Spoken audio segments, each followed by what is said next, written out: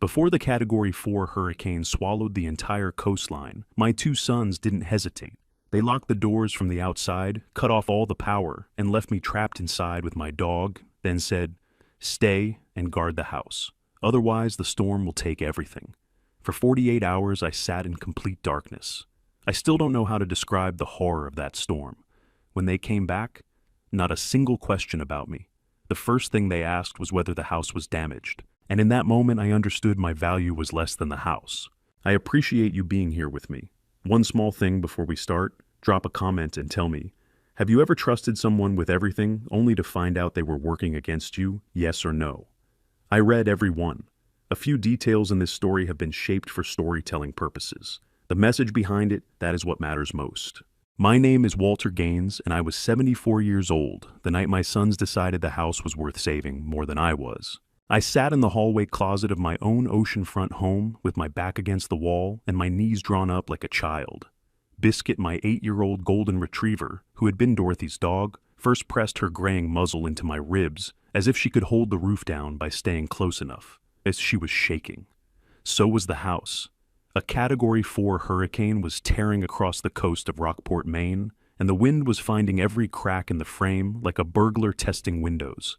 The power was out. Not because the storm had taken it, my eldest son Derek had cut it before he drove away. I want you to sit with that for a moment. A man's own child walks through the house, flips the main breaker padlocks the utility shed from the outside, and loads the family into 2 cars in the driveway, while the storm warning is already on the radio. He does not knock on my bedroom door. He does not call my name. He locks the shed pockets the key and leaves his 74-year-old father in a house with no power, no phone, and no way to see the water rising under the front door. The flashlight lasted about 6 hours. I rationed it. I would click it on for 10 seconds, check the water level on the hallway floor, check Biscuit, and click it off. In between, I listened. The roof shuddered in waves not steady, like something massive was pressing down on it and letting go, pressing and letting go. The wind did not scream the way people say it does. It moaned, low and constant like a sick animal lying outside the door. Salt water found its way inside somewhere around the 4th hour. I could taste it on my lips before I could see it. I stuffed wet towels under the closet door, with hands that still worked the way they had for 40 years. Hands that had hauled lobster traps and mended nets and built this house board by board with a woman who deserved better than to die 3 years before her husband needed her most. Dorothy Gaines, my wife, retired school librarian, dead at 71 from a cancer that moved faster than the doctors expected. Her handwriting was neat, slanted, and precise, as the woman herself and I recognized it instantly, even in the dying beam of that flashlight, when I found the note tucked behind the emergency radio on the closet shelf. I smiled, not because I was brave, because for the first time in my life, I understood exactly what I was to my own children. The note was short. Dorothy had written it in blue ink on a piece of notebook paper folded twice and taped to the back of the radio, where she knew I would find it only if things got bad enough for me to reach for that shelf. It said, "If they ever leave you alone in a storm, Walter, open the envelope." She knew, 3 years dead, and she knew before any of us did. She had watched our sons calculate the value of this house against the cost of keeping me in it, and she had seen the math come out wrong. She left me a note the way a woman leaves a life vest under the seat, hoping you never need it, knowing you will. "She knew, girl," I whispered to Biscuit. "She knew before any of us did." Biscuit licked my hand once and put her head back down on my thigh. The flashlight died. The darkness was total. As I sat there for another 42 hours. But before I tell you what happened when they came back and found me still breathing, before I tell you about the forged signatures and the stolen fishing licenses and the $4.8 million lie that started all of it, tell me something first. Where are you right now? What time is it where you are? Are you driving, lying in bed, sitting in a chair? Your kids bought you for a birthday? They almost forgot. I want to know how far this story travels before my sons realize the truth did not stay locked in that house with me. Now, everything I'm about to tell you is how I remember it. Some conversations are close to exact. Some, I am telling you the way they felt, not the way a recorder would have caught them. I was not wired for sound. I was an old man with a dog in a dark hallway trying to survive a hurricane my family left me in on purpose. So, if the lawyers come calling, that is my answer. This is memory. Memory does not come with timestamps. But let me start from that morning, the last morning, I thought my son still loved me. The fog sat thick on Rockport Harbor. I was mending nets at the Pier Biscuit lying at my feet, and my hands still worked the way they had for 40 years. The lobster traps were stacked. The Miss Dorothy, my 30-foot fishing boat named for the woman who made the coffee I drank every morning for 46 years, was tied and rocking gently in the slip. I did not know that in 12 hours my eldest son would lock me inside my own house and drive away. I did not know, but my dead wife did.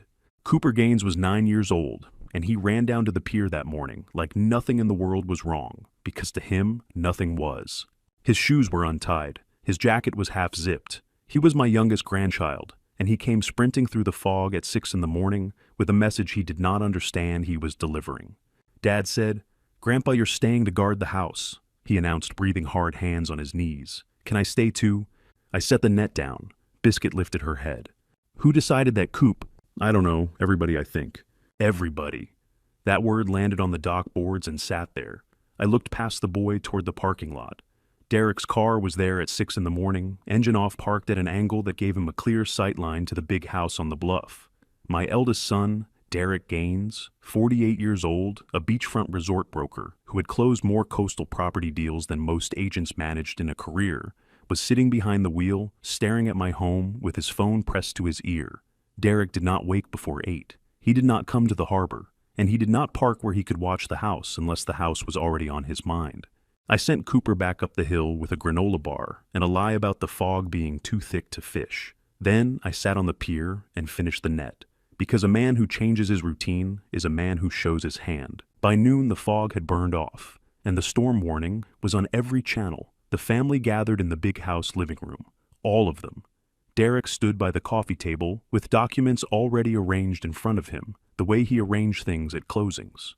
Renee Prescott Gaines, his wife 45, a coastal resort consultant who could appraise a room's resale value before she finished crossing its threshold, had already packed 3 cars and booked the Inland Hotel the day before.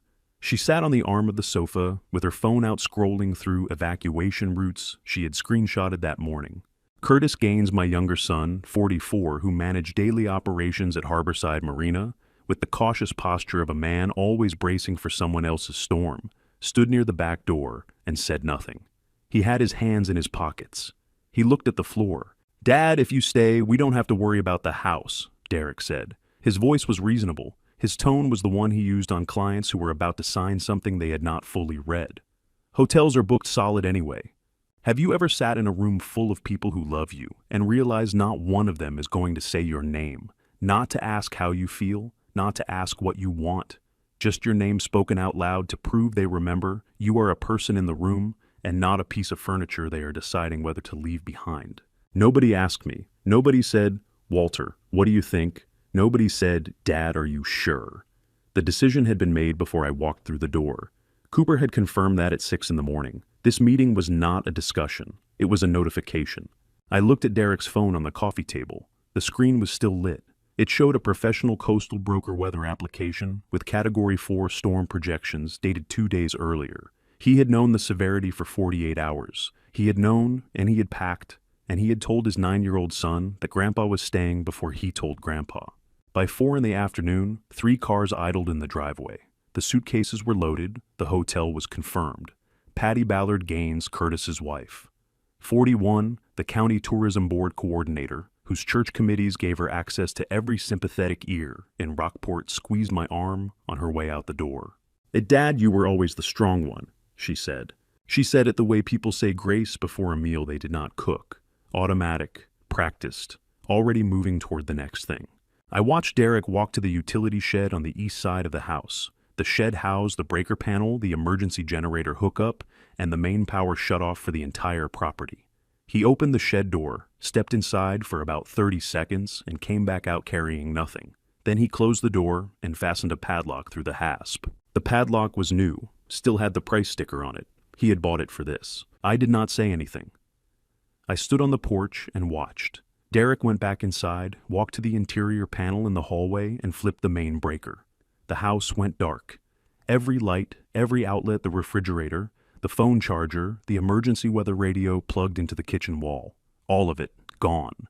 He walked out the front door without looking at me. Curtis was the last one out. He turned in the doorway. His mouth opened, then it closed. He looked at me the way a man looks at something he is about to leave behind and knows he will regret, and then he pulled the door shut and walked to his car. 3 engines started, 3 sets of headlights swept across the driveway. The gravel crunched, the gate closed, and then there was nothing but the wind already picking up from the south and Biscuit pressing her nose against my knee in the dark. I stood there for a long time. Then I walked to the kitchen drawer where I kept the flashlight. I pulled it open, reached inside, and my fingers brushed something I had never noticed before. A small folded paper tucked beneath the flashlight, held in place with a single piece of tape. I pulled it free. Even in the dark I knew the handwriting. Neat. Slanted left. The way Dorothy always wrote. They came back 41 hours later, and the first thing my eldest son checked was the siding. 3 cars pulled into the driveway, with mud-splattered tires and windshields still carrying the grime of the inland highway. Derek got out first. He did not walk toward the porch where I was standing. He turned left and followed the east wall of the house, running his hand along the clapboard, checking the gutters, crouching once to inspect where the foundation met the soil. He made it all the way around before he came inside. Renee followed with her phone out, photographing something near the garage door. Curtis got out. Lass stood by his car and looked at the ground. Patty came up the porch steps with both arms open. "Dad, you were so brave staying behind," she said. "The kids would have been terrified." She hugged me the way you hug a coat rack when you're looking for some place to set your purse. Quick, functional, already turning away. Derek called from the side yard. "Siding held. Roof looks good. We got lucky." He said we, as if we had all been in the same storm. Nobody asked if I was hurt. Nobody asked if I had slept or eaten, or how Biscuit had handled the 41 hours of wind that shook the house so hard the closet shelves came down around 2 in the morning. Patty opened the refrigerator and made a face at the smell. Renee walked room to room with her phone taking pictures of things I could not figure a reason to photograph. Curtis stood in the kitchen doorway with his hands in his pockets and would not look at me. There is a kind of cruelty that does not raise its voice. It just walks past you like you are furniture that came with the house. I stood there holding Biscuit's collar and understood something I had been refusing to understand for years. I was not neglected. Neglect implies they forgot. They had not forgotten me. They had inventoried me, weighed me against the property, and decided the siding mattered more. I left around noon, told Derek I was going to the cottage to clean up. He nodded without looking away from his phone. Nobody offered to drive me. Nobody asked if the cottage had power. I walked the quarter mile with Biscuit on her leash, and the sealed envelope from the kitchen drawer inside my coat pocket, pressed against my chest, like a second heartbeat. The cottage was cold. The power had come back on its own sometime during the night. I fed Biscuit-made coffee I would not finish and sat down at the kitchen table beneath the wedding photo. Dorothy and I took in 1977. She was 24 in that picture. I was 27. We looked like 2 people who believed the world would treat them fairly, and for a long time it did. I opened the envelope. 2 pages, cream-colored paper. Neat handwriting slanted, left the way she always wrote. No date, but I knew when she had written it. The paper smelled faintly of lavender hand cream, the kind she used during chemotherapy, when her skin cracked from the treatment. She wrote this in her last year. "Ella Walter, I already spoke to Helen Marsh. The house is yours alone. Don't sign anything. They will ask. They always plan to ask." I read that line 3 times. They always planned to ask. And then I understood. Dorothy did not write this letter because she was afraid of dying. She wrote it because she was afraid of what would happen to me after she did. The second paragraph was harder. "I am sorry I never told you this while I could hold your hand. But you would have defended them. You always do. You would have said Derek is just ambitious and Curtis is just quiet and the girls are just adjusting. You would have made excuses for them until the excuses cost you the house, the boat, and the licenses. I could not let that happen." She drove herself to that lawyer's office, between chemo sessions. Without telling me, she sat across from a woman I had never met, and laid out the legal structure that would protect me from my own children, because she knew I would not believe her if she said it out loud. She knew I would argue. She knew I would say the boys would never do that. And she knew with the certainty of a woman who had watched this family longer and more carefully than I had that they absolutely would. The letter ended with a phone number, written in blue ink circled once. Beneath it in smaller letters, "Helen will know what to do. Call her when you are ready. You will know when." I sat at that table for a long time. Biscuit put her head on my knee. The coffee went cold. The wedding photo on the wall showed a woman smiling at a man she loved enough to protect from the worst things she ever learned about their children. Then I picked up the phone and dialed the number at the bottom of the page. It rang twice. "Mr. Gaines, I've been expecting this call," the woman said. Her voice was steady and unhurried, the way people sound when they have rehearsed patience for years. "Your wife told me you'd reach out after a storm." Helen Marsh was 58 years old, a maritime attorney whose small office overlooked Rockport Harbor. She had been Dorothy's quiet confidant through the last year of her life. She had drawn up documents I had never seen, filed protections I did not know existed, and waited 3 years for a phone call from a man whose dead wife knew him better than he knew himself. "Mrs. Marsh," I said, "I think my sons are trying to take my house." "I know," she said. "Dorothy told me, and she made sure they can't." "Do you know the exact moment your own child started calculating your worth?" Helen's words were still ringing in my ears that afternoon. Dorothy had told her everything built a wall of legal paper between my sons and my home, and never said a word to me while she was alive. I sat at the cottage table with the letter in my hand and tried to understand how I had missed it. But that was the wrong question. The right question was when it started. I know the answer. It started at dinner in 2019.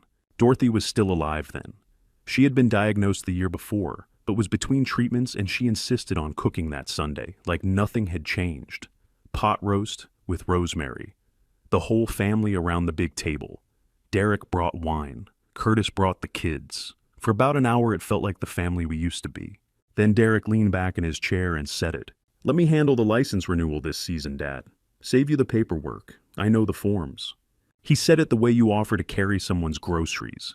Easy, helpful, the kind of thing a good son does.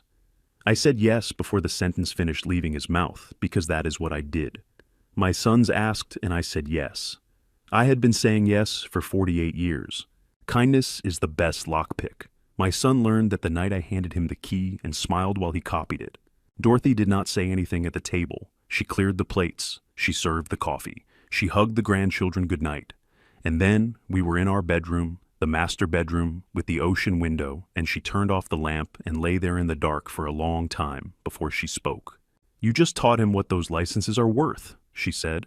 Her voice was low and firm, the way it got when she had been thinking about something for hours and was only now letting it out. "And that you'll say yes if they ask nicely." I told her she was being overprotective. I told her Derek was just trying to help. I told her the licenses were not worth enough to worry about, which was a lie I believed, because believing it was easier than believing my son was inventorying me. She put her hand on my arm in the dark. She did not argue. She never argued when she knew she was right. She just waited. That was her way. She planted the truth and gave it time to grow, and if I was too stubborn to water it, she made other arrangements. I did not understand that until I read her letter 3 years later, but I understand it now. That dinner was the last fully normal meal I remember. Not because anything dramatic happened, but because it was the last time I sat at that table believing everyone in the room loved me more than they loved what I owned. The second memory is harder. By 2021, Dorothy had been gone for a year. I was still living in the big house because it was the only place that still smelled like her, if I opened the right closet on the right day. Derek and Renee had moved in 6 months after the funeral, to help, they said, to be closer to family. The displacement happened slowly. A box of my fishing magazines moved from the bedroom to the hallway. My reading chair relocated to the small room at the end of the hall. New sheets appeared on the master bed linen with a scent I did not recognize. My boots disappeared from beside the bedroom door and reappeared by the back entrance near the mudroom. Renee never announced any of it. She just rearranged the way she rearranged everything with the quiet efficiency of a woman who had already decided what the house would look like and was simply waiting for reality to catch up. By September of that year, I was sleeping in the small room, the one with no ocean view, the one Dorothy used to store gift wrap and off-season blankets. I do not remember the exact night I stopped sleeping in my own bedroom. That is how it works. You do not notice the moment they take your place. You only notice when you realize you have been standing somewhere else for months and cannot remember walking there. Sadie Gaines was 12 years old that fall, Curtis's daughter, a girl who had her grandmother's habit of noticing everything and saying almost nothing. She stood in the hallway doorway one afternoon and asked the one question no adult in the house had the honesty to answer. "Grandpa, why do you sleep in the small room? It doesn't even have a window to the water." Renee appeared behind her before I could speak. "He's used to it, sweetheart," she said, laughing easily. Grandpa doesn't need anything fancy. A 12-year-old girl asked me why I slept in the smallest room of a house I built with my own hands, and I did not have an answer that would not break something inside both of us. So I smiled and told Sadie the small room was cozy. And Renee smiled too, because the lesson had landed exactly where she aimed it. The grandchildren now believed their grandfather did not belong in the master bedroom. The story had been rewritten, and the author never raised her voice. That was Dorothy's room, our room. 35 years of waking up to the sound of the ocean together, and Renee made it sound like I had never belonged there at all. I sat in the cottage now in October 2023, and these memories settled like silt after a current. I looked through the window toward the big house, toward the master bedroom, where Dorothy and I used to lie awake listening to the waves. I wondered what was in that room now, whose things filled the drawers, whose scent was on the pillows. I did not know yet. But when I found out, it would be the thing that turned my grief into something with teeth. I was not supposed to hear that conversation, but the back porch carried voices the way the ocean carries sound, farther than anyone expects. This was 8 months before the storm. February 2023. I had come downstairs for water around midnight and stopped at the kitchen door when I heard Derek's voice coming through the screen. He was leaning on the porch railing in the moonlight, his silhouette sharp against the winter sky. Renee stood beside him with her arms crossed. Curtis was not there in person, but his voice glowed from the phone screen propped between them on the railing.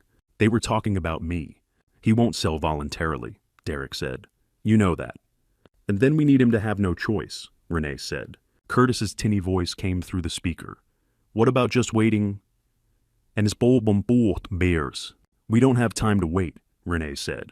She said it the way she said everything, like the decision was already made, and the rest of them were just catching up to where she had been standing for weeks. I gripped the cold railing of the kitchen door frame and stood 6 feet behind them in the dark.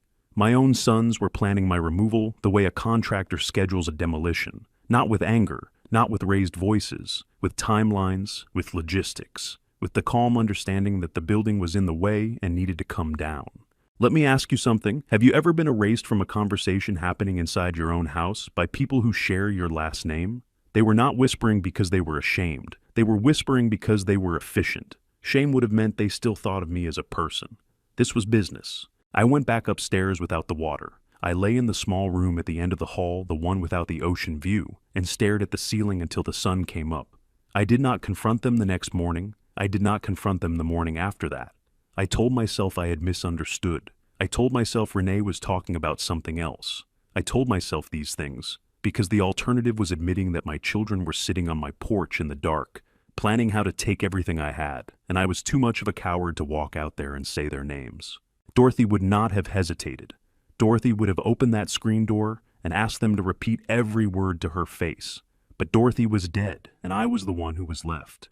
And I was not as brave as the woman I married. That was February. The storm came in October. 8 months of silence. 8 months of Sunday dinners and birthday cards, and Derek calling to ask about the boat, while the whole time behind every smile there was a calendar counting down to something I could not see. 3 days after the hurricane, I sat in Helen Marsh's office for the first time. The room was small, lined with maritime law books, harbor light, coming through a window that needed cleaning.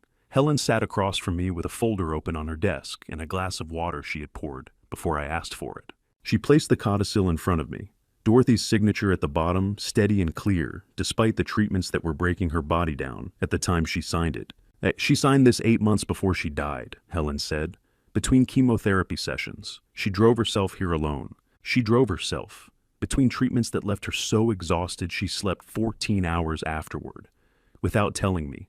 Because she knew I would have said they are our children, Dorothy, they would never do this.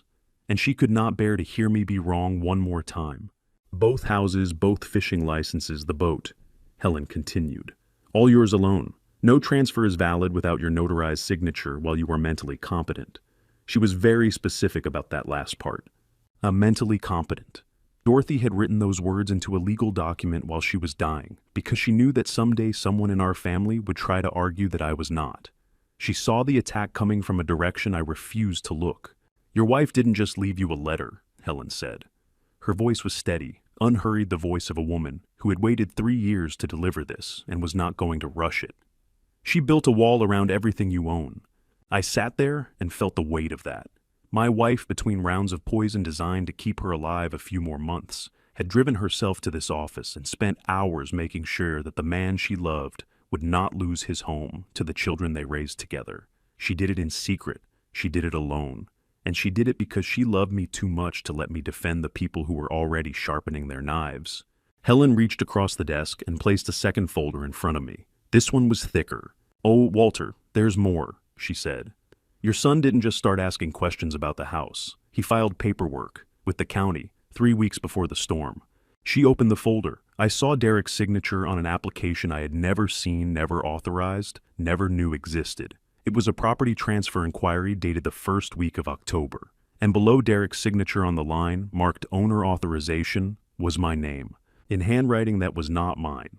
I stared at it. The letters were close. Somebody had practiced. But the slant was wrong, and the G in Gaines had a loop I have never made in my life. Whoever wrote my name on that form had studied my signature, but had not studied it long enough. "They started moving 3 weeks before the storm," Helen said quietly.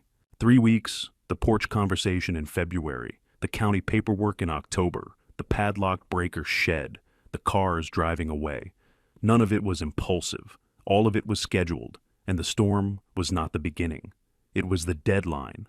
My eldest son sat across from me 1 week after the storm and offered to buy my house for less than the cost of the land it stood on. And he did it with a smile. The forged signature was still sitting in Helen's office. The county paperwork was still open on her desk. And here was Derek in the living room of the house I built with a fresh folder of documents fanned across the coffee table like a hand of cards he expected to win with. Renee had made coffee. That was the first sign this was rehearsed. Renee did not make coffee for me. She made coffee for closings. She had set 2 mugs on the table, arranged the paperwork at an angle I could read from my chair, and positioned herself on the arm of the sofa where she could watch my face while Derek delivered the pitch. "480,000, Dad," Derek said. He leaned forward with his elbows on his knees, the posture he used when he wanted to look earnest. "That's every dollar we can scrape together. This is a real sacrifice for the family. $480,000. For a house and land worth 10 times that. For 40 years of my life on that coastline. That is $12,000 a year, which is less than I spend on bait."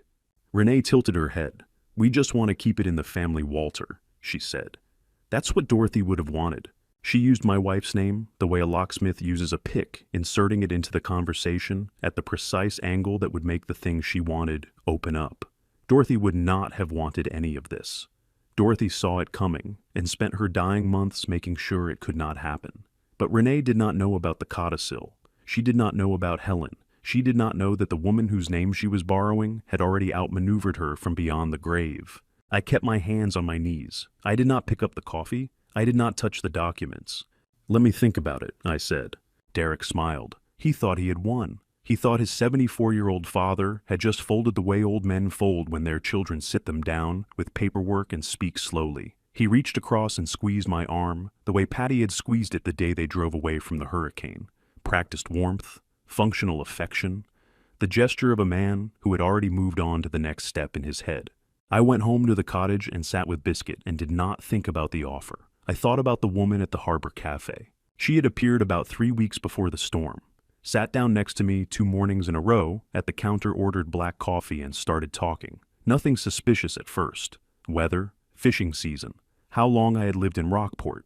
But by the 3rd morning, the questions had edges. How many bedrooms in the big house? Whether the lot went all the way to the water? What the ocean view looked like from the 2nd floor? How many questions does a stranger have to ask you about your own home before you realize they are not making conversation? They are taking inventory. I did not think much of it at the time. People asked about oceanfront property in Maine, the way they asked about the weather. It was small talk with a price tag. But I remembered her face, and 2 days after Derek's offer, I saw it again. I was walking past Derek's real estate office on Main Street. The autumn light was sharp and low, the kind that turns every storefront window into a mirror. The door opened, and a woman stepped out holding a folder against her chest. The logo on the folder was visible from 20 feet away, a coastal appraisal company, the name printed in blue above a wave graphic. Sylvia Townsend, 52 years old. A licensed coastal appraiser who had sat next to me at that cafe counter with her questions and her black coffee and her careful, friendly smile. She looked up. Our eyes met across the sidewalk. She looked down first. I did not stop walking. I did not confront her. I memorized the company name on the folder, walked home, and picked up the phone. The woman from the cafe, I told Helen. She works for Derek. I just saw her leaving his office with an appraisal folder. Helen was quiet for a moment. Don't approach her. Let me find out what she filed. If it's what I think it is, we'll need her later. I hung up and sat at the kitchen table. 3 mornings, that woman had sat next to me. 3 mornings of questions I thought were friendly. She had been measuring my house with conversation, calculating square footage from the way I described the rooms, estimating the lot value from the way I talked about the tideline. And I had answered every question because I thought she was being kind. That is what they count on, that men my age will mistake surveillance for friendliness, that we will hand over the blueprints of our lives to anyone who asks nicely enough, because we grew up in a time when people asked questions because they were interested, not because they were building a file. Helen called back that evening. Her voice was different, tighter, more controlled. Well, Walter, that appraisal company doesn't just do property valuations, she said. They also do cognitive competency assessments for guardianship filings. I sat down. Your son didn't hire her to price the house, Helen said. He hired her to price you. The room was very quiet after that. Biscuit was asleep on the rug. The harbor light was fading through the cottage window, and I understood finally completely what my son had been building since February. Not just a case for the house, a case against my mind. A paper trail that would end with a judge deciding I was no longer competent to own what I had spent my life earning. She was already sitting at our usual table when I arrived, but this time she did not ask a single question about the house. Sylvia Townsend had her hands wrapped around a coffee mug she was not drinking from. The appraisal folder sat on the table between us, like evidence at a trial neither of us had asked for. The harbor boats creaked outside the window.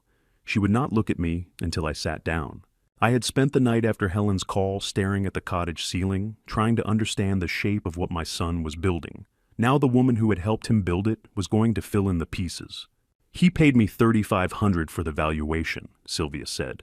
Her voice dropped when she reached the next part, the way voices drop when people know they are saying something that cannot be taken back.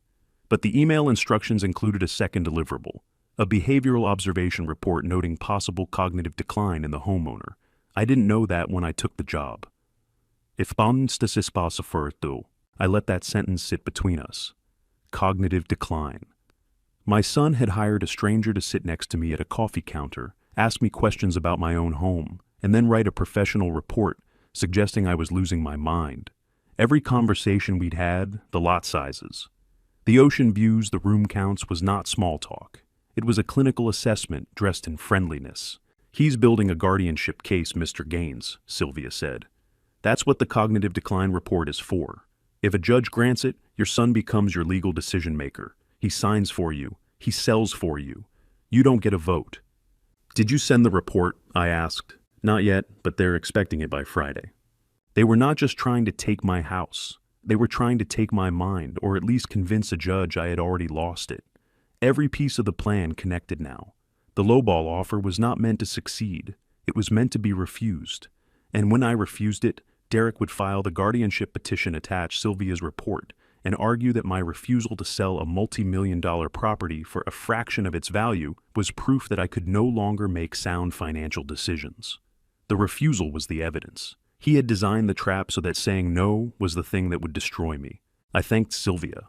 She looked like she wanted to say more, but could not find the words. I left my coffee untouched on the table and walked out into the October air. That afternoon, I used my spare key to enter the big house. The family was away, Derek at his office, Renee at some showing Curtis at the marina. The house was quiet in a way that felt staged like a museum after closing. I walked through the kitchen, past the living room, where Derek had made his offer, down the hallway to the master bedroom. I had not been inside that room in over 2 years, not since the months after Dorothy died, when Renee's gradual rearrangement had pushed me down the hall and into the small room. I had avoided the door the way you avoid places that hold too much of someone you have lost. I was not ready. I am not sure I was ready now, but I turned the knob and pushed the door open. There are rooms in a house that are not rooms. They are altars, places where the most important moments of your life happened, where the air still holds the shape of the person who filled it.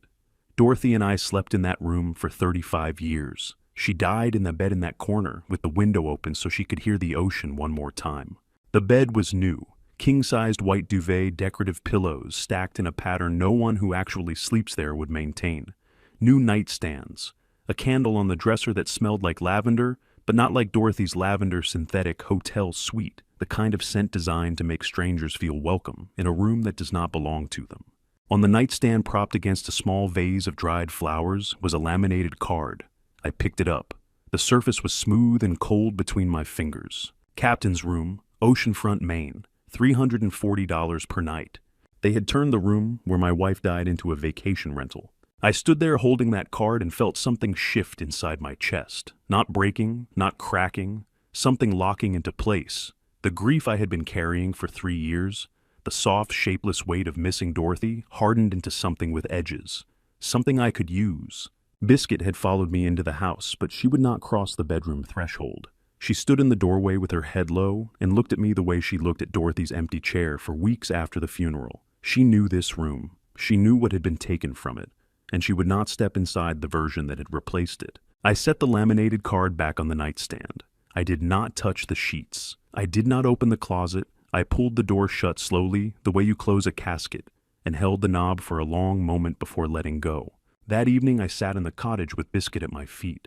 Dorothy's letter was on the kitchen table where I had left it. I placed the Airbnb card next to it. 2 pieces of paper. One written by the woman who loved me most in this world.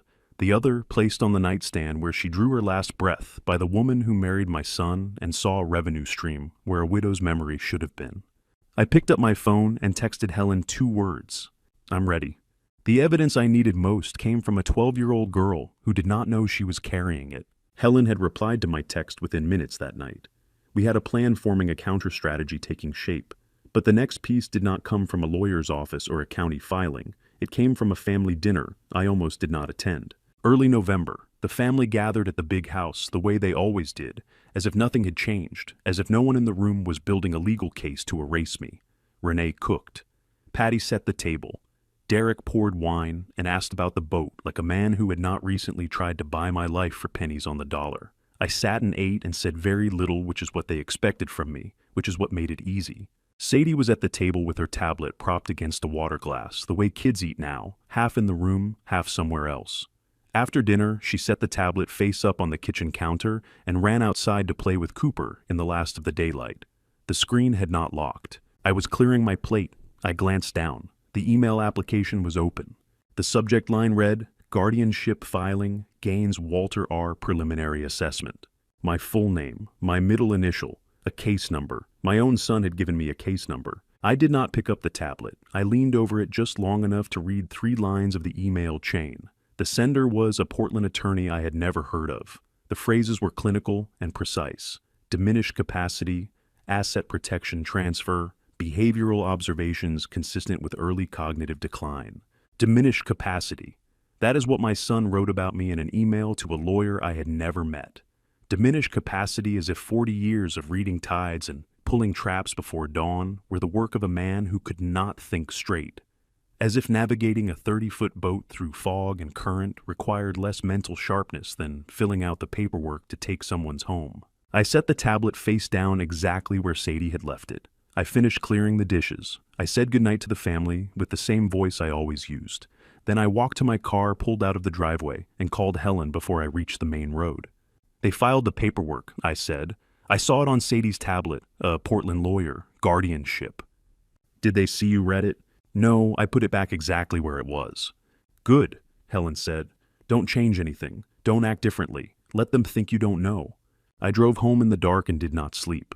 The next morning I was sitting in Dr. Alma Cho's office.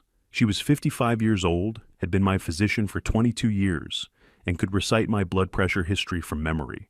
She closed the office door and told me to sit down, and I knew from the way she said it that this was not a routine visit. Your son came in last Tuesday, she said.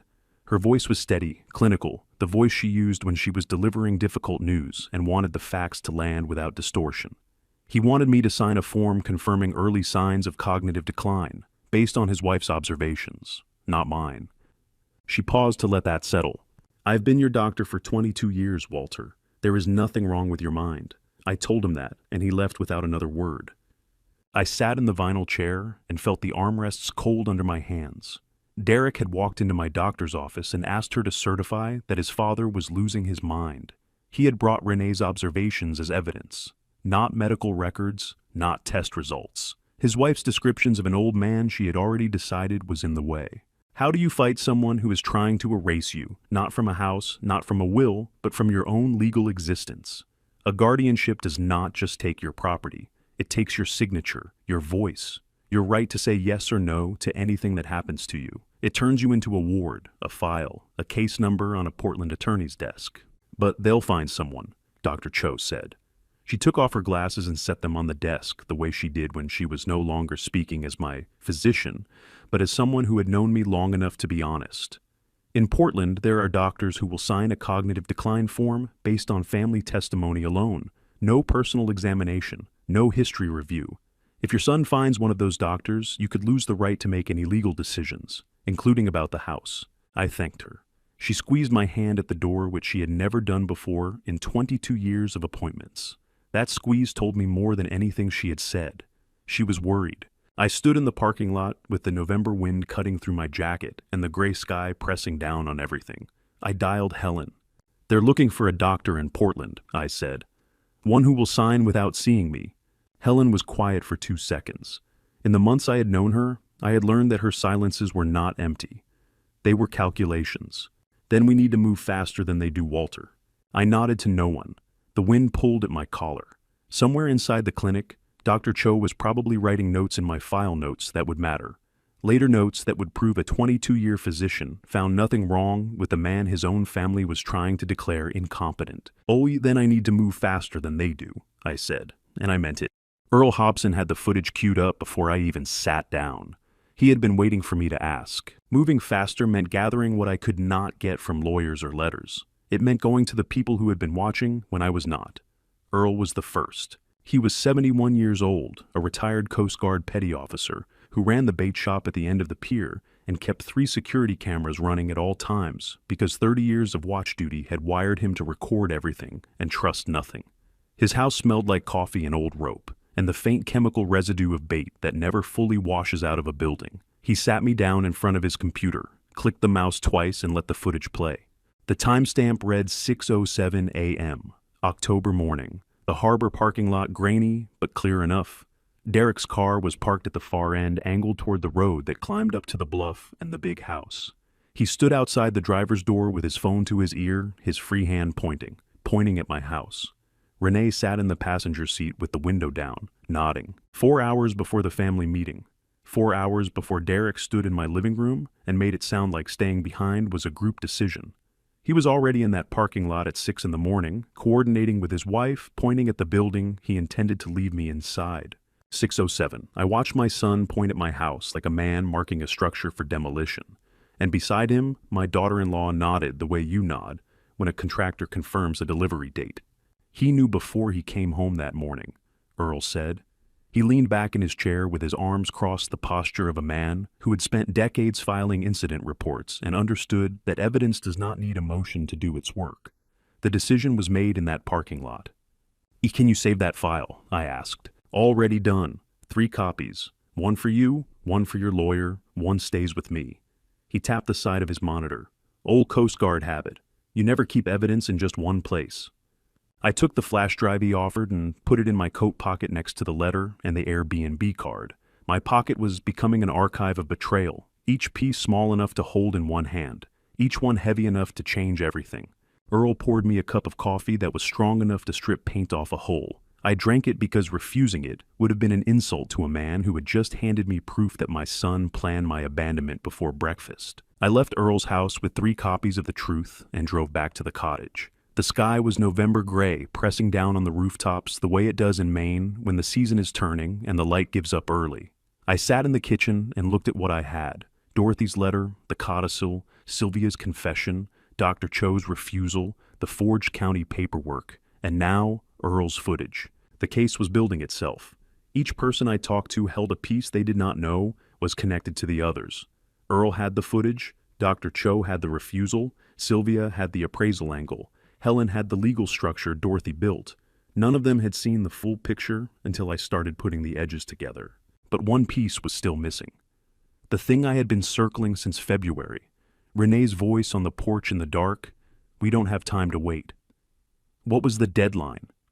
What was driving the urgency that made my son willing to leave me in a hurricane, forge my signature, and try to have me declared incompetent all within the same year? I did not have that answer yet, but I knew someone who might. Late that night, I called Nate Fielder. He was 58 years old, had fished beside me for 30 years, and never once needed to be told where to set the traps. He answered on the first ring. I told him everything, from the beginning. The storm, the locked shed, the darkness, Dorothy's letter, the codicil, the lowball offer, Sylvia and the guardianship filing, the Airbnb card in the room where my wife died, Dr. Cho's warning, Earl's footage, all of it. I talked for close to an hour, and he did not interrupt once. I had spent 40 years fishing beside Nate Fielder, and never once asked him for help with anything larger than a tangled line. That night, I asked him to hold the whole truth, and he did not flinch. When I finished, there was a long silence. I could hear him breathing. Then he spoke. I saw Derek's truck at the marina at 6 that morning, Nate said. His voice was quiet the way it got when he was angry and trying not to show it. Thought nothing of it. I should have told you. A second witness, a second pair of eyes confirming what Earl's camera had captured. Derek at the harbor at 6 in the morning, on the day of the storm, hours before anyone told me I was staying behind. What are you going to do? Walters, Nate asked. I looked at the kitchen table. Dorothy's letter, the Airbnb card, Earl's flash drive, the phone warm in my hand from an hour of talking, Biscuit breathing slowly at my feet in the dark cottage. Everything she told me to do, I said. I hung up and sat there for a long time. I had the letter, the codicil, the footage, a witness, a lawyer. But I did not yet have the one thing that would explain why Derek could not wait. The hidden engine behind all of it. Renee's words from the porch still hung in the air like a question without an answer. We don't have time to wait. Tomorrow I would find out why. Harlan Voss was 79 years old and remembered everything, including things my own son hoped the whole town had forgotten. The answer to Renee's deadline was not in a lawyer's office or a county filing. It was in a rope-filled shed at the old harbor, told by a man who had fished these waters longer than anyone alive. Harlan had wanted that 4-acre parcel himself 38 years ago. He told me that straight out leaning against the doorframe of his shed with his arms folded across a chest that still looked like it could haul a 100-pound trap. He was not a hospitality man. He did not offer coffee. He offered the truth which was more useful. A Boston family wanted your land before you bought it, Harlan said. His voice was slow and deliberate, the voice of a man who had spent decades making decisions on open water and never learned to rush. 38 years ago, you got there 1 week ahead of them. They offered your father double. He turned them down because he liked you more than he liked money. I knew that part. My father had told me the story once the year before he died. What I did not know was what came next. That family's son is the one Derek is talking to now, Harlan said.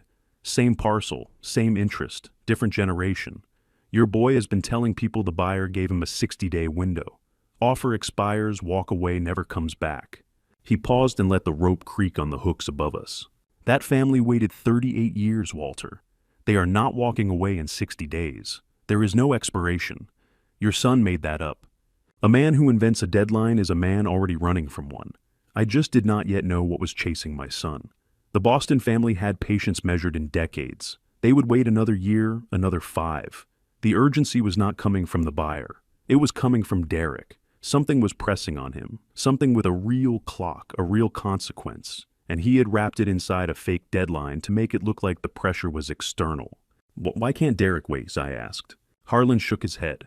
That's the question you need Helen to answer, because a man who fabricates a deadline is a man who already has one. I sat on the rough bench in that shed and felt the shape of the conspiracy shift again. Every time I thought I understood the edges, another corner appeared. The storm was not the beginning. The porch conversation in February was not the beginning.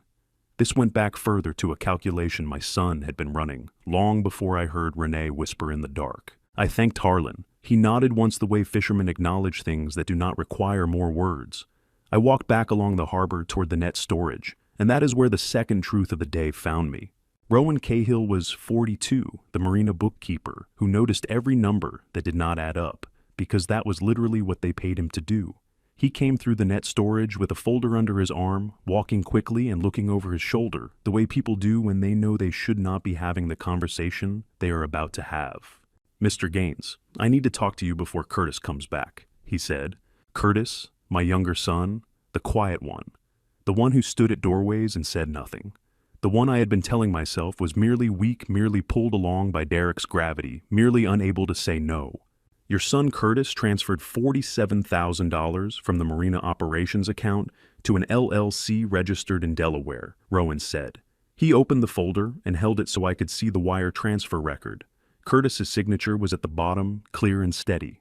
3 weeks before the storm. His signature is on the wire. $47,000. A Delaware LLC. 3 weeks before the storm. My younger son had not been dragged into this. He had bought a seat at the table. "Does Curtis know you're telling me?" I asked. "He thinks I'm on vacation this week," Rowan said. "I came back early because the numbers were keeping me up at night. That transfer went through an account I reconcile every month. It was hidden in a line item labeled maintenance supplies. $47,000 in maintenance supplies, Mr. Gaines. That's not a mop and bucket." I had told myself Curtis was passive, that he followed Derek the way a smaller boat follows the wake of a larger one, not by choice but by current. I had believed that because believing it let me keep one son in the category of redeemable. But weak men do not open LLCs in states they have never visited. Weak men do not sign wire transfers and bury them inside maintenance budgets. Curtis had done the math, signed the paper, and moved the money. That is not weakness. That is participation. I took the folder. Rowan nodded and walked back through the net storage without another word. The harbor gulls circled overhead in the November gray, indifferent to the wreckage assembling itself below them. I drove home with the folder on the passenger seat and the steering wheel cold under my palms. 2 new truths stacked on top of every truth that came before. Derek's deadline was fabricated, but his desperation was real. Curtis was not a bystander. He was invested literally. I pulled into the cottage driveway, left the engine running, and called Helen. "I need to know what Derek owes, and to whom," I said. "Because everyone around him is moving like a man who is about to lose everything." Helen was quiet for a moment. When she spoke, her voice had that tightness I had learned to recognize the sound of a lawyer who has found something she was not expecting to find. "Come in tomorrow morning," she said. "I found something in the county records that explains all of it."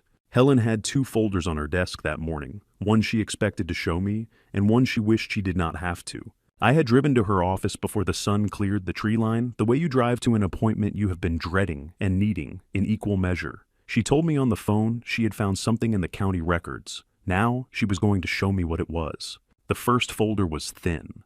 She opened it and placed a single document in front of me. It was an application to transfer my Zone A commercial fishing license to an LLC I had never heard of. At the bottom, on the line, marked owner authorization, was a signature that was supposed to be mine. It was not mine. "Is that your handwriting?" Helen asked. She already knew the answer. She was asking for the record. "No," I said. "That is not my handwriting." The signature was close. Whoever wrote it had studied the way I make my letters, but the slant was the same wrong slant I had seen on the county paperwork weeks earlier. The G in my last name had that loop again, the loop I have never made in my life. My son had practiced my name, and he had practiced it enough to fool a clerk, but not enough to fool the man who actually writes it. "Then this isn't just about the house anymore, Walter," Helen said. She took off her glasses and set them on the desk. "He forged your signature on a federal fishing license. That's a federal crime. My son forged my name. He sat somewhere at a desk at a kitchen table in the front seat of his car, and he practiced writing my signature until it looked close enough to send to a government office. That takes patience. That takes repetition. That takes a kind of coldness I had never imagined living inside my own blood. You do not forge your father's name by accident. You do it by deciding he is no longer your father. He is an obstacle, a line item, a signature you need on a form. Helen told me the application had landed on Commissioner Farley Knox's desk, but had not been approved. The signature looked wrong to Farley, and he had set it aside. That was the only reason my fishing license was still mine, because a county commissioner trusted his eyes more than the paperwork. That afternoon, I drove to the county administration building in Rockland. The hallways smelled like floor wax and recycled air. Commissioner Farley Knox was 63 years old, had chaired the Commercial Fishing License Board for over a decade, and still remembered the night I hauled his sinking vessel to shore in a nor'easter 20 years ago. He sat across from me in his office under fluorescent lights and placed the forged application between us on the desk. 3 years ago, your son tried to transfer that small coastal plot to another LLC, Farley said. He turned the application over in his weathered hands like a man handling something he wished he had never received. Different company name, same structure.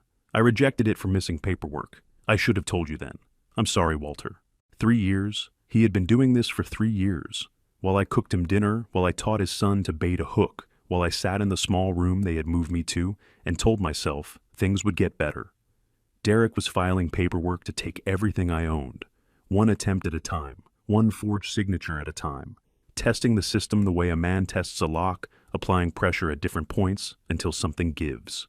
How many times has he done this? I asked. Twice that I know of, Farley said, but I only see what comes through my office. Twice through his office. The fishing license was a third. The county property transfer Helen had shown me weeks ago was a fourth, and those were only the ones we had found. The thought of what we had not found sat in my stomach like a stone. Don't approve anything with my name on it until I stand in front of you and confirm it myself, I said. Anything. Farley nodded. He wrote a note on a yellow pad and initialed it. That note in a county commissioner's handwriting would matter later, but I did not know that yet. I drove back to Helen's office as the afternoon light faded. She had spent the hours while I was gone, spreading every document we had across her desk. The forged license application, the prior land transfer attempt, the guardianship filing from the Portland attorney, Earl's camera footage on a flash drive, the wire transfer record Rowan had given me, the codicil Dorothy signed between chemotherapy sessions, all of it arranged in chronological order, covering every inch of the desk. She looked at me when I walked in. There's one piece left, she said. The reason he can't wait. She opened the second folder, the one she wished she did not have to show me. She slid a single page across the desk. It was a loan document, 11 years old. A resort development project that had failed before the first foundation was poured. The borrower was an LLC with Derek's name on the articles. The amount was $420,000. The loan had defaulted been sold to a professional debt collection firm, and the new creditor had recently located the guarantor listed on the original paperwork.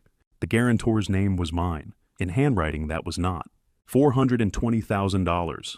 11 years ago, my son had borrowed nearly $500,000 for a project that never existed and signed my name as the man who would pay if he could not. The debt had been wandering through the collection system for over a decade, and it had finally found its way home. That's why he can't wait, Helen said quietly. He has 90 days before they file criminal forgery charges. The clock started 3 months ago. The loan was 11 years old, and the debt was mine in name only, but the consequences were about to become very real. Helen had laid it out the night before, but sitting in her office the next morning with the document in front of me, I needed to hear it again. Not because I did not understand, because understanding it required accepting something about my son that I had spent a lifetime refusing to see. The resort project never broke ground, Helen said. She had the full file now pulled from court records and debt transfer documents she had spent the night tracing. The LLC folded within a year. The loan defaulted. It sat in a collection pool for nearly a decade, bought and sold twice until a new firm acquired it and started tracking down the guarantor. And the guarantor is me. Your name. Your forged signature. The collection firm doesn't know it's forged, they just know you're listed. Derek has 90 days from the date of notice to repay before they escalate to criminal forgery charges against whoever signed the original. The storm, the guardianship, the fishing license, the lowball offer, the staged bedroom. All of it, every piece connected to a single loan taken out when I was 63 years old, and did not know my name was being written on a document I would not see for over a decade. So the hurricane, the guardianship filing the forged license, all of it was because of this loan, I asked. All of it, Helen said. He needs to sell your property fast enough to cover the debt before the collection firm files. That's why the fake deadline. That's why the Boston buyer. That's why he can't wait. 11 years. He had been carrying that debt like a man walking on a frozen lake every step, careful every step, hoping the ice would hold. And when it started to crack, he decided to stand on me instead. He did not come to me and confess. He did not ask for help. He built a machine designed to strip me of my home, my licenses, my legal rights, and my dignity, so that he could sell what I owned and pay a bill I never agreed to. Time is on your side now, Helen said. Not his. Every day that passes without a sale is a day closer to those charges. He's the one running out of room. I sat with that. The man I raised the boy who used to ride on my shoulders down to the harbor had spent 11 years hiding a crime inside my name and was now dismantling my life to keep it hidden. I do not know what is worse, the theft or the patience it required. Helen asked if I wanted coffee. I shook my head. I had not eaten since the night before. The knowledge was taking up all the space inside me, and there was no room for anything else. Later that week, I was at the harbor mending a line on the Miss Dorothy when a voice called my name from the dock. Bev Norris was 67, a retired postal worker who had been Dorothy's closest friend for 40 years. She walked toward me, holding a worn envelope against the November wind, and the look on her face told me she had been waiting for the right moment to deliver it. "Dorothy sent me a copy," Bev said. She held the envelope out with both hands the way you hand someone something fragile. She said, "In case Walter never opens the original. She knew you, Walter. She knew you'd think of it as saying goodbye again." She had prepared for the possibility that I would love her too much to read her last words. Even in dying, she was thinking 2 steps ahead of my grief. She knew that opening that envelope in the kitchen drawer would feel like losing her one more time, and she knew I might choose the grief of not knowing over the pain of reading her goodbye. So she sent a backup to the one person she trusted to bring it to me when the time was right. I took the envelope. It was soft from 3 years in a nightstand drawer, the edges worn round.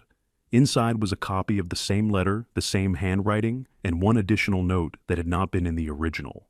She told me once, Bev said, pulling her coat tighter against the harbor wind. She said, "He offered to manage the fishing licenses 2 years ago. I told Walter to say no. He said yes to be kind. That's when Derek learned everything." Dorothy had seen it, the dinner, in 2019, the moment I said yes to Derek's offer and handed him the key to everything I owned. She had told me that night in the dark bedroom what it meant, and I had dismissed her. She had gone to Helen. She had signed the codicil. She had written the letter. She had sent the backup to Bev. And she had done all of it knowing I would not listen, knowing I would defend my sons until the defense cost me everything, and loving me enough to build the wall anyway. She knew me better than I knew myself," I said. Bev nodded. The gulls circled overhead. The harbor smelled like cold salt and diesel, the smell of every November I could remember. Bev touched my arm once the way Dorothy used to, and walked back up the dock without another word. I stood there for a long time with the envelope in my coat pocket. I had every piece now. The motive, the evidence, the legal protections Dorothy built, the camera footage, the witnesses, the forged signatures, the loan, the deadline, all of it. But I had not made my first move yet. I had been gathering, listening, collecting pieces from people who held truths they did not know were connected.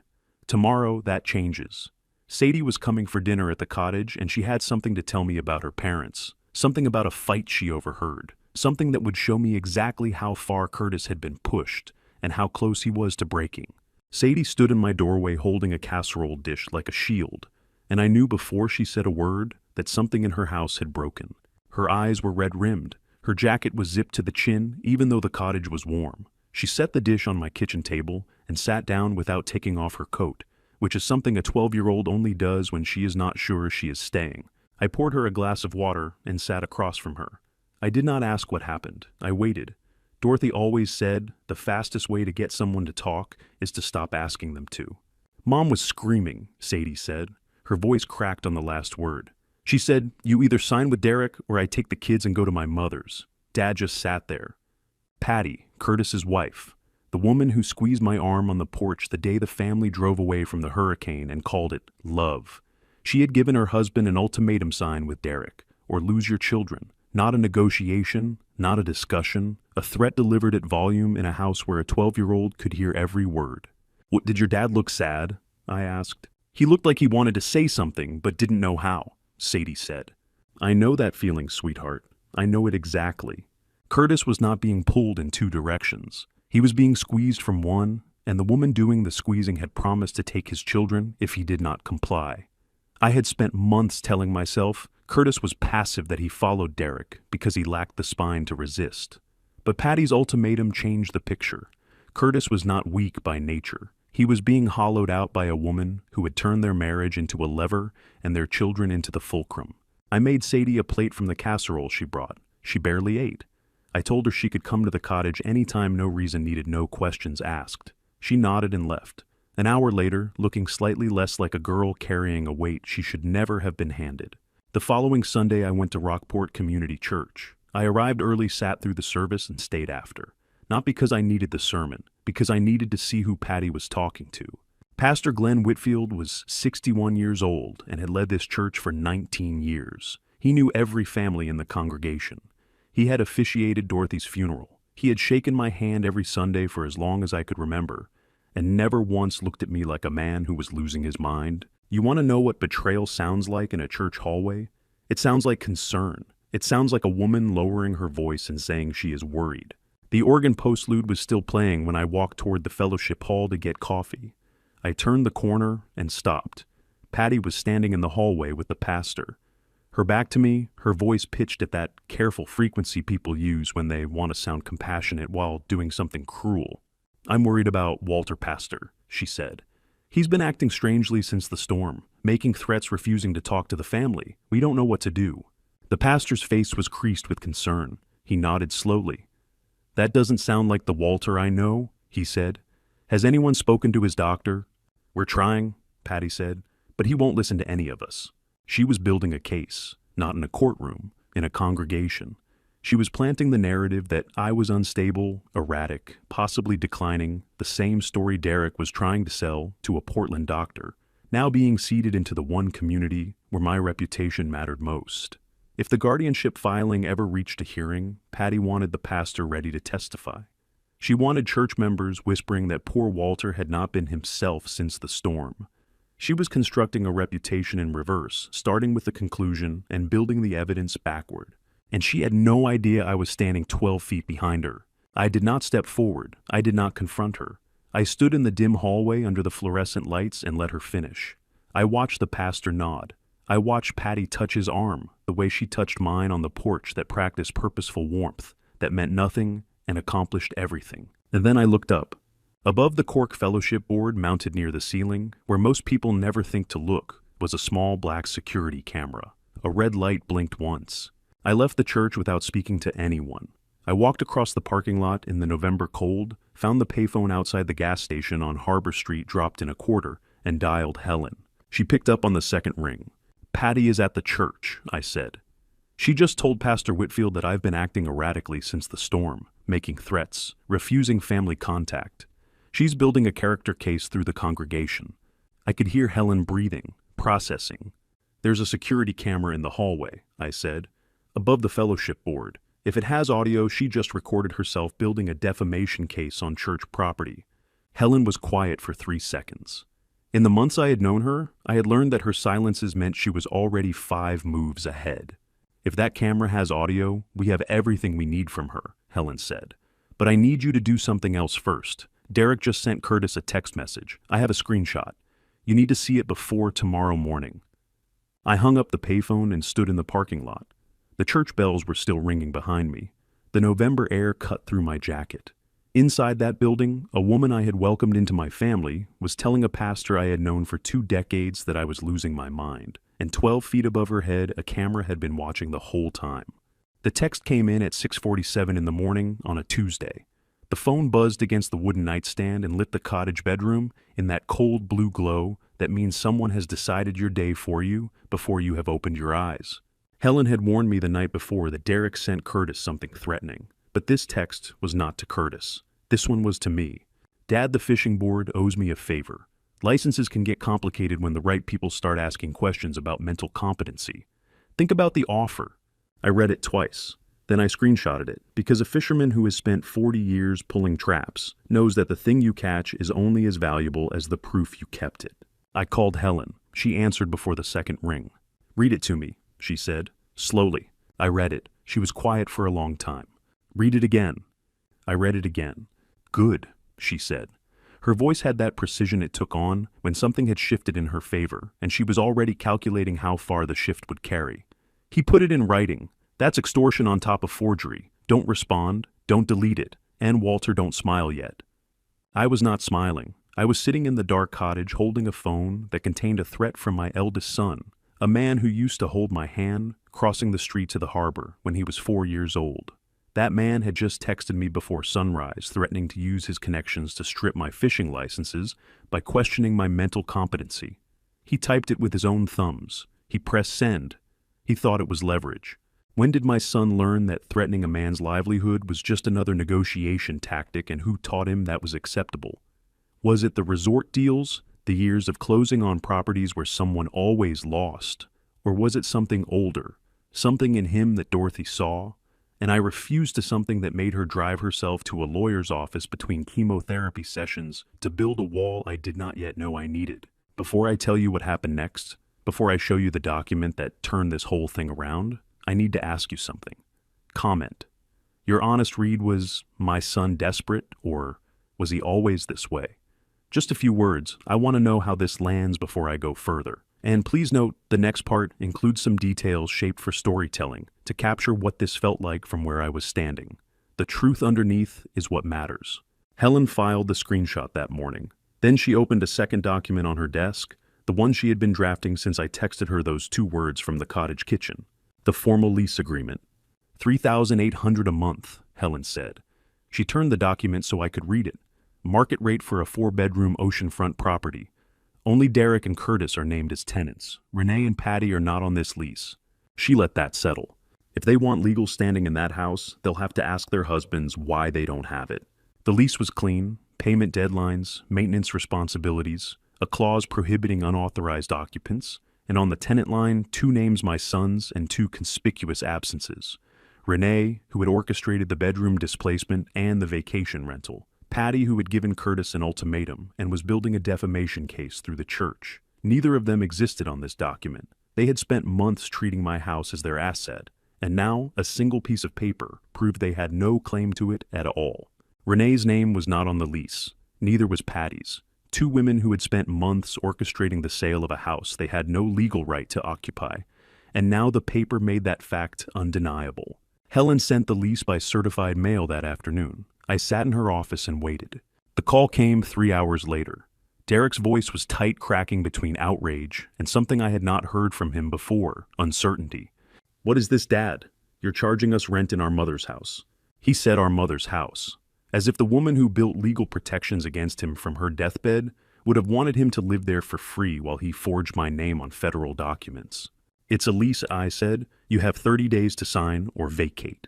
I hung up. The click of that phone being set down on Helen's desk was the first offensive move I had made since the storm. Everything before this had been gathering, listening, collecting, absorbing blow after blow, while the evidence assembled itself from pieces held by different people. This was different. This was a document with my name on it, sent by my lawyer, telling my sons they no longer controlled the terms of their presence in my home. Helen looked at me across the desk. Neither of us spoke for 4 seconds. "There's one more thing," she said. "Sylvia called my office this morning. She wants to meet, alone without Derek knowing." I waited. "She says she has information about the fishing license forgery that changes everything." Sylvia, the appraiser who had sat next to me at the Harbor Cafe, measuring my house with conversation. The woman who had confessed the guardianship angle and then disappeared back into Derek's orbit. She was calling Helen now, asking for a private meeting, offering information she should not have if she were still loyal to the man who hired her. Something had shifted. People do not break from the winning side. They break when they realize the side they chose is going to lose. And Sylvia, who had seen the inside of Derek's operation closer than anyone, had apparently decided which direction this was heading. I picked up my coat. Helen was already reaching for her calendar. She was already waiting when I reached the dock at 5 in the morning, and that told me everything I needed to know about how afraid she was of being seen. Sylvia Townsend stood at the far end of the pier, where the harbor lights barely reached her coat, pulled tight, the valuation report held against her chest like armor. The water lapped against the pilings in the December darkness. Diesel and cold salt hung in the air. She did not say hello. She held out the folder. "The full valuation," she said. Her voice dropped the way it does when a person knows they are handing over something that cannot be taken back. "House and land, $4.8 million. I opened the report under the dock light.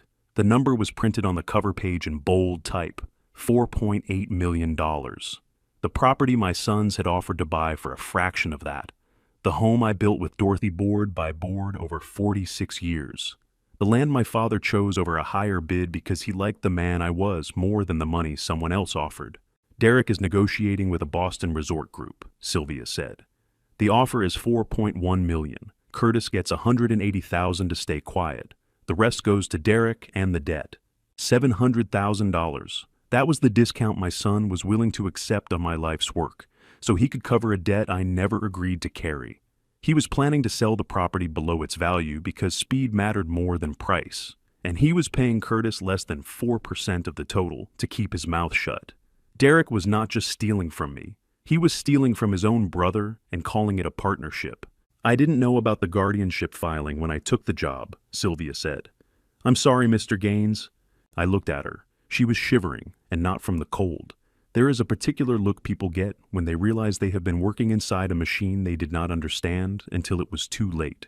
Sylvia had that look. She had taken a job appraising a house and discovered she was helping dismantle a man's life. And $4.8 million, I said. She always knew what this place was worth. Dorothy. Who saw the value of that coastline before the market did? Who built the legal wall to protect it? Who sent backup copies and backup plans and backup people because she understood that the threat was not the ocean or the weather. The threat was family. I took the report.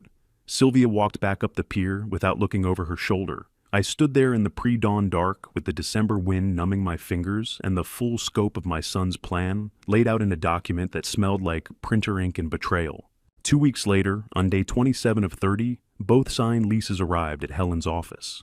Derek's came first by certified mail, his signature confident and steady across the tenant line. The same hand that forged my name on federal documents now signed his own name on a lease that put him under my authority.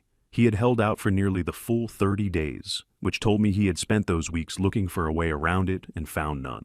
Curtis's envelope arrived the day before. Helen opened it in front of me and placed the two signatures side by side on her desk. Both signed, she said. She adjusted her reading glasses and leaned forward. But look at Curtis's signature. Shaky, uneven. That's not his normal hand. She was right.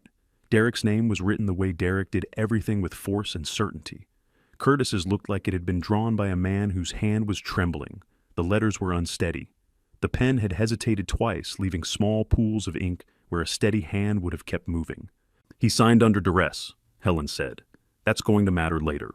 I held both leases in my hands and felt nothing like victory.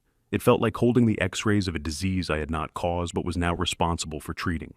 These were my son's signatures. The men who locked me in that house during a Category 4 hurricane now needed my permission to sleep there. The men who forged my name on federal documents were now tenants in a home they had tried to steal, paying rent they had never expected to owe, bound by a lease that did not include their wives. They locked me in my house during a hurricane. Now they needed my signature to stay in it. Helen filed both leases in the office safe. The metal door clicked shut with a sound that felt more final than any lock I had ever heard. What happens when they miss the first payment? I asked. Helen did not answer right away. She closed the safe, turned back to her desk, and opened a different folder, one I had not seen before. It was thicker than the lease file, and the tab was marked with a name I did not recognize. Before we get to January, Trenda, she said, there's something Tyler Briggs from the fishing board just brought me. She placed a stack of documents on the desk. Each one bore my name on a signature line. Each signature was in the same wrong handwriting, the same slant, the same looped G, the same careful imitation that was close, but never close enough. Derek didn't just forge your signature once, Walter. I counted the pages. There were 5. 5 separate documents submitted to the fishing board over 3 years, each bearing a signature that looked like mine, but was not. License renewals, transfer requests, authorization forms. A paper trail of forgery so systematic it could not be explained as a mistake or a misunderstanding. This was a pattern. This was a profession. Helen looked at me over the top of her glasses. Tyler held these back because he wasn't sure. Now he's sure. And when the board meets next month, these go on the record. Tyler pulled the first trap at 5:40 in the morning and told me, without knowing what he was doing, exactly when my son had planned to erase me. The forged fishing board documents were sitting in Helen's safe. The board meeting was 6 weeks away. But before any of that could move forward, I needed to keep doing what I had always done: fish. And Tyler, my 14-year-old grandson, who had Derek's jawline, but Dorothy's eyes needed to keep learning how. We were on the Miss Dorothy in December, fog so thick I could barely see the bow from the helm. Tyler hauled traps the way I had taught him, steady pull check the bait, measure the catch reset. His breath came out in white clouds that disappeared before they reached me. He talked the way teenagers talk when their hands are busy and their guard is down. About school, about a girl in his math class, about something his father said. Dad told Uncle Curtis the guardianship thing would be over by Thanksgiving, Tyler said. He was pulling a trap over the gunnel, not looking at me. He said you wouldn't even know what was happening until it was done. The helm vibrated under my grip. The engine hummed. The fog pressed in from every direction. And my grandson hauling lobster traps beside me at dawn had just handed me the original timeline of my own erasure without understanding a single word of what he had said. By Thanksgiving. Derek had planned to have me declared incompetent before the turkey was carved. The guardianship was supposed to be finished, signed, sealed, and I was supposed to wake up one morning and discover I no longer had the legal right to decide where I lived, what I owned, or whether I could sell the house my wife died in. My 14-year-old grandson hauled lobster traps beside me and had no idea he had just handed me the timeline of my own destruction. And I let him keep pulling traps because some things a boy should never have to carry. "Tyler, how long until the next board meeting?" I asked. My voice was steady. I made sure of that. "Like 6 weeks, Grandpa." "Why?" "No reason. Let me show you how to read the tide chart." I spent the next hour teaching him about current patterns and tidal windows, the way my father taught me the way I taught Derek, before Derek decided the ocean was worth more as a selling point than a livelihood. Tyler listened the way good students listen, with his hands, not just his ears. He would be a fine fisherman someday if anyone let him be one. We came in around noon. I dropped Tyler at the dock, drove to the cottage, showered the salt off, and sat at the kitchen table with the thermos's coffee gone cold. Then I drove to Helen's office. January had arrived, and with it, the first rent payment. Derek paid. Late. 5 days late, to be exact. The check appeared in Helen's mailbox on January 6th, postmarked January 4th. The amount was correct. The timing was not. Helen was waiting for me with the check on her desk, and a look I had learned to recognize the look that meant she had already figured out what someone else was trying to do. "He's paying late on purpose," she said. Her pen clicked twice against the desk, the habit she had when she was laying out a trap someone else had set. "He wants you to send a violation notice, a formal complaint about late payment, so he can file it as harassment of an elderly family member. It goes straight into the guardianship folder. A trap inside the lease. Derek was using the rent I charged him as bait, hoping I would react the way an angry old man would react with a letter. A warning, a documented complaint that his lawyers could repackage as evidence of irrational, vindictive behavior. The late payment was not carelessness. It was strategy. Derek thought he was playing chess with an old fisherman who did not know the rules. But fishermen understand traps better than anyone, especially the ones baited to look like gifts. "So I do nothing?" I asked. "You do everything," Helen said. "You accept the payment, you issue a receipt. You say nothing, not one word, no letter, no phone call, no text. You take the money, you sign the receipt, and you file it." She opened a new folder on her desk. The tab was marked Receipts in red ink. "Every receipt is a brick, Walter. We're building a wall." I signed the first late payment receipt that afternoon. Helen filed it in her system, dated and time stamped. One brick, the first of what would become many. Each one proving that Derek lived in my house, paid me rent, and depended on my property for shelter, while simultaneously trying to have me declared unfit to own it. The contradiction would become its own evidence. A man who pays rent to his father is a man who recognizes his father's authority. You cannot pay someone rent and then tell a judge that person is incompetent. The receipts would prove that. I picked up my coat and walked toward the door. Helen stopped me before I reached the handle. "One more thing," she said. I turned. Her voice had that careful weight it carried when something new had arrived. "Diane Lester called today. She's an investigative journalist with the Portland Courier. She's been reviewing property filings across the county for the past 3 years.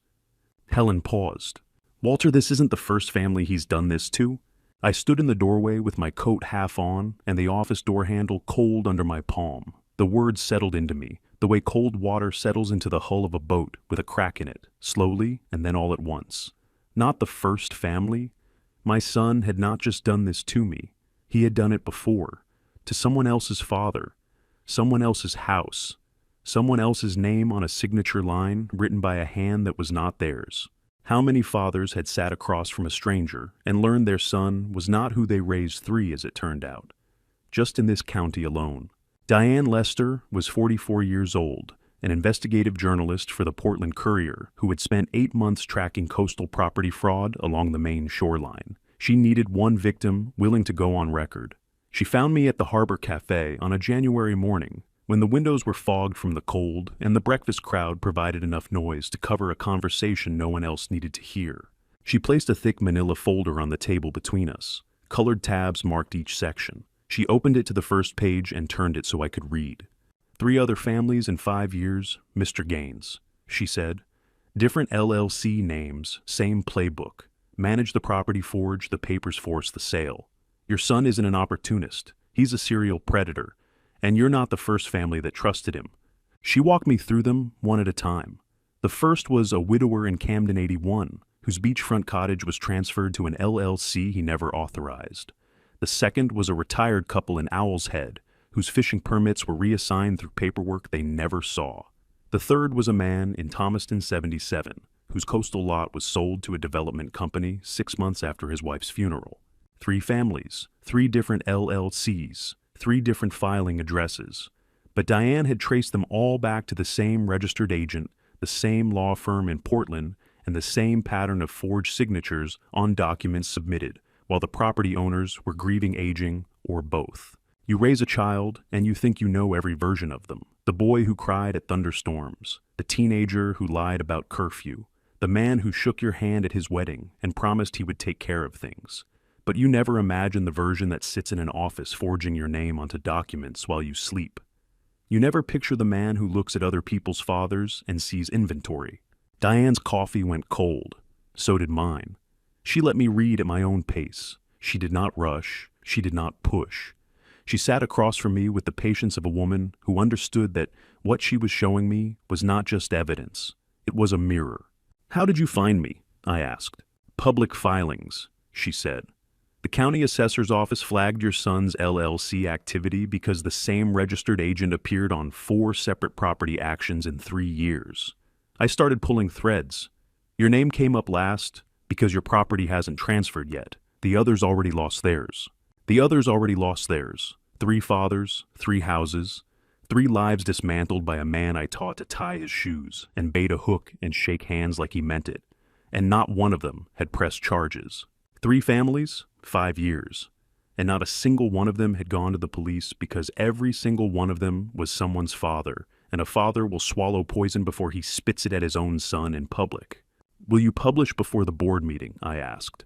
Diane shook her head. "After, not before. I need it airtight, and I need you on record." On record meaning my name, my face. Your name, your story. The others wouldn't talk. They were ashamed. They thought it was their fault for trusting their own children. She closed the folder and set her hands flat on the table. "You're the first one who isn't ashamed, Mr. Gaines. You're the first one who's angry." She was right. I was not ashamed. I had spent months collecting evidence, building a case, learning the shape of what my sons had done. I was not a man who had been fooled. I was a man who had been betrayed, and there is a difference. Fools do not fight back. Betrayed men do. "I'll go on record," I said, "after the meeting, not before. I want him to walk into that room thinking he's still winning." Diane nodded. She clicked her recorder off. She had asked permission at the start, and I had given it and slid the folder back into her bag.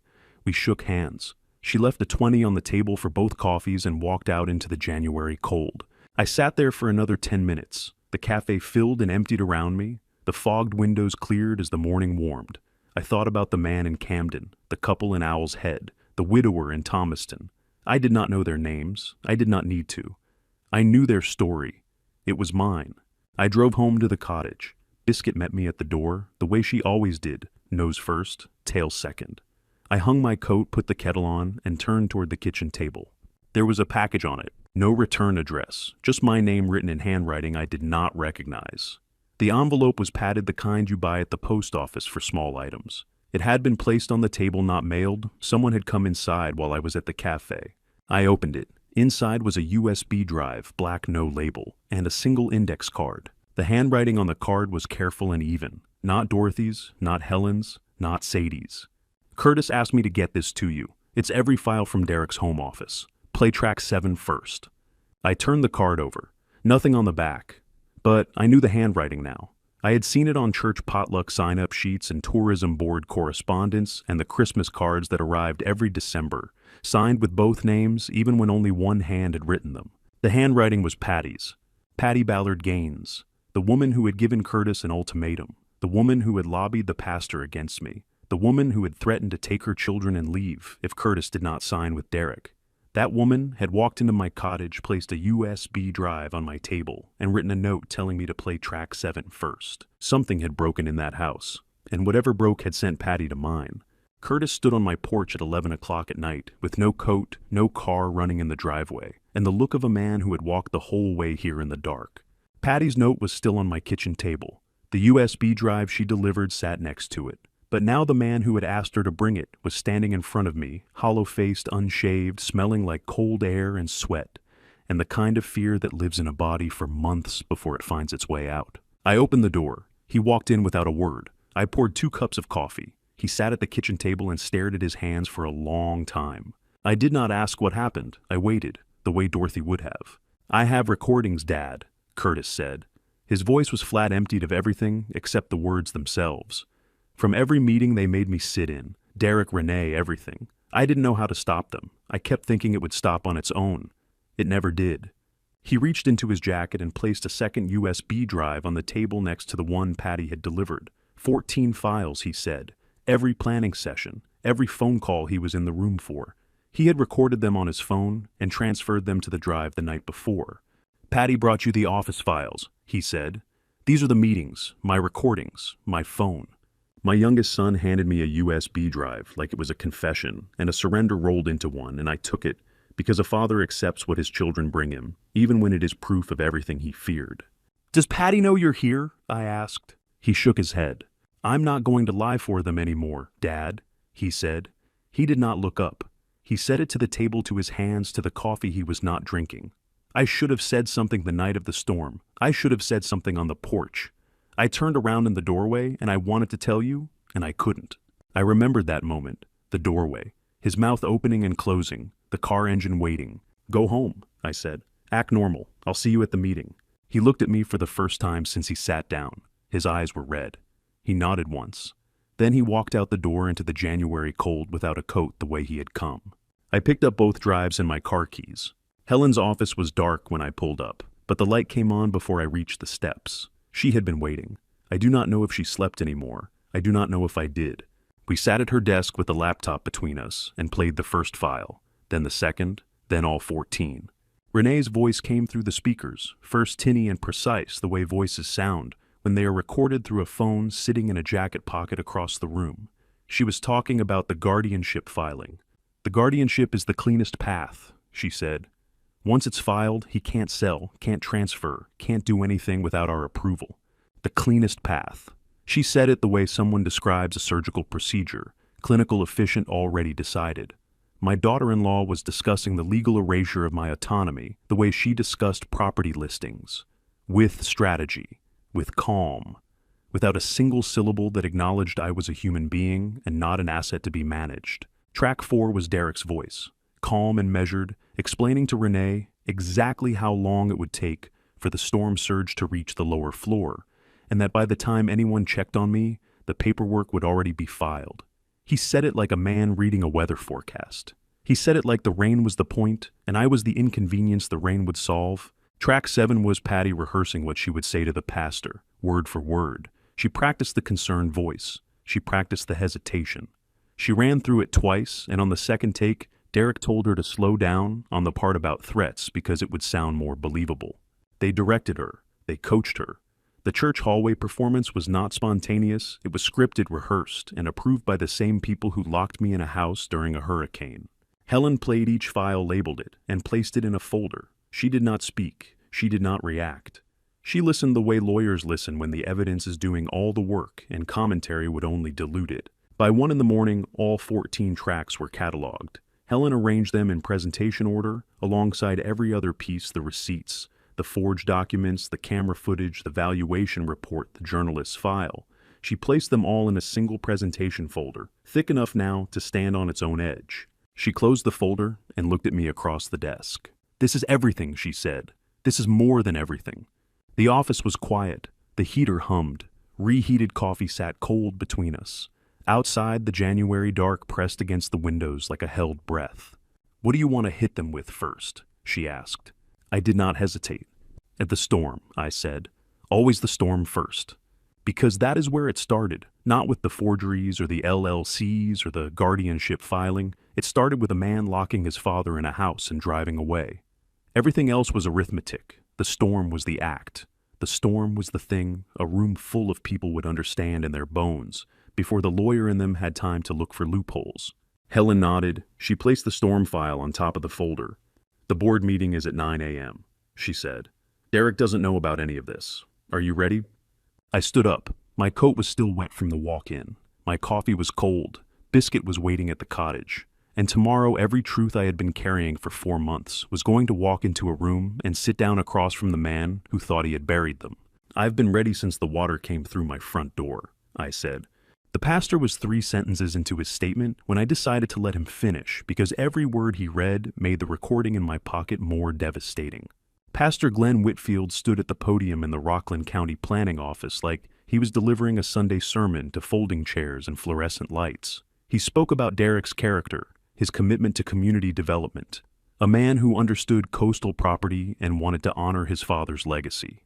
Patty sat in the second row, nodding along, lips pressed into the satisfied line she wore when she believed she was winning. I sat 4 rows back with Helen on my left and Curtis on my right. Helen's hand was on my knee not for comfort, but to keep me still. Earl Hobson and Nate Fielder sat near the windows.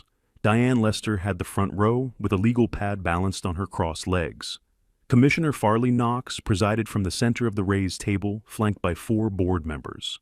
Knox was the one with authority to suspend the permit transfer. Pastor Whitfield finished by calling Derek a man of integrity.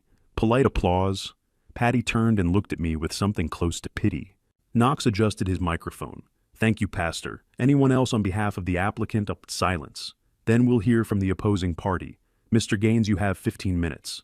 I stood slowly. Not because my knees demanded it, though they did, but because I wanted every person in that room to watch a 74-year-old man walk to the front without assistance. The podium felt solid under my hands. Derek sat in the first row beside Renee, wearing a charcoal suit and a tie I had given him 3 Christmases ago.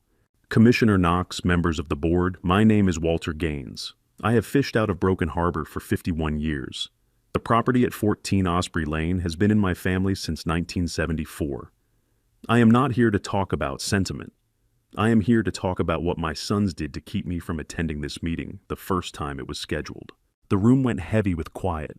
On September 14th, 2023, Hurricane Marin made landfall as a Category 4 storm.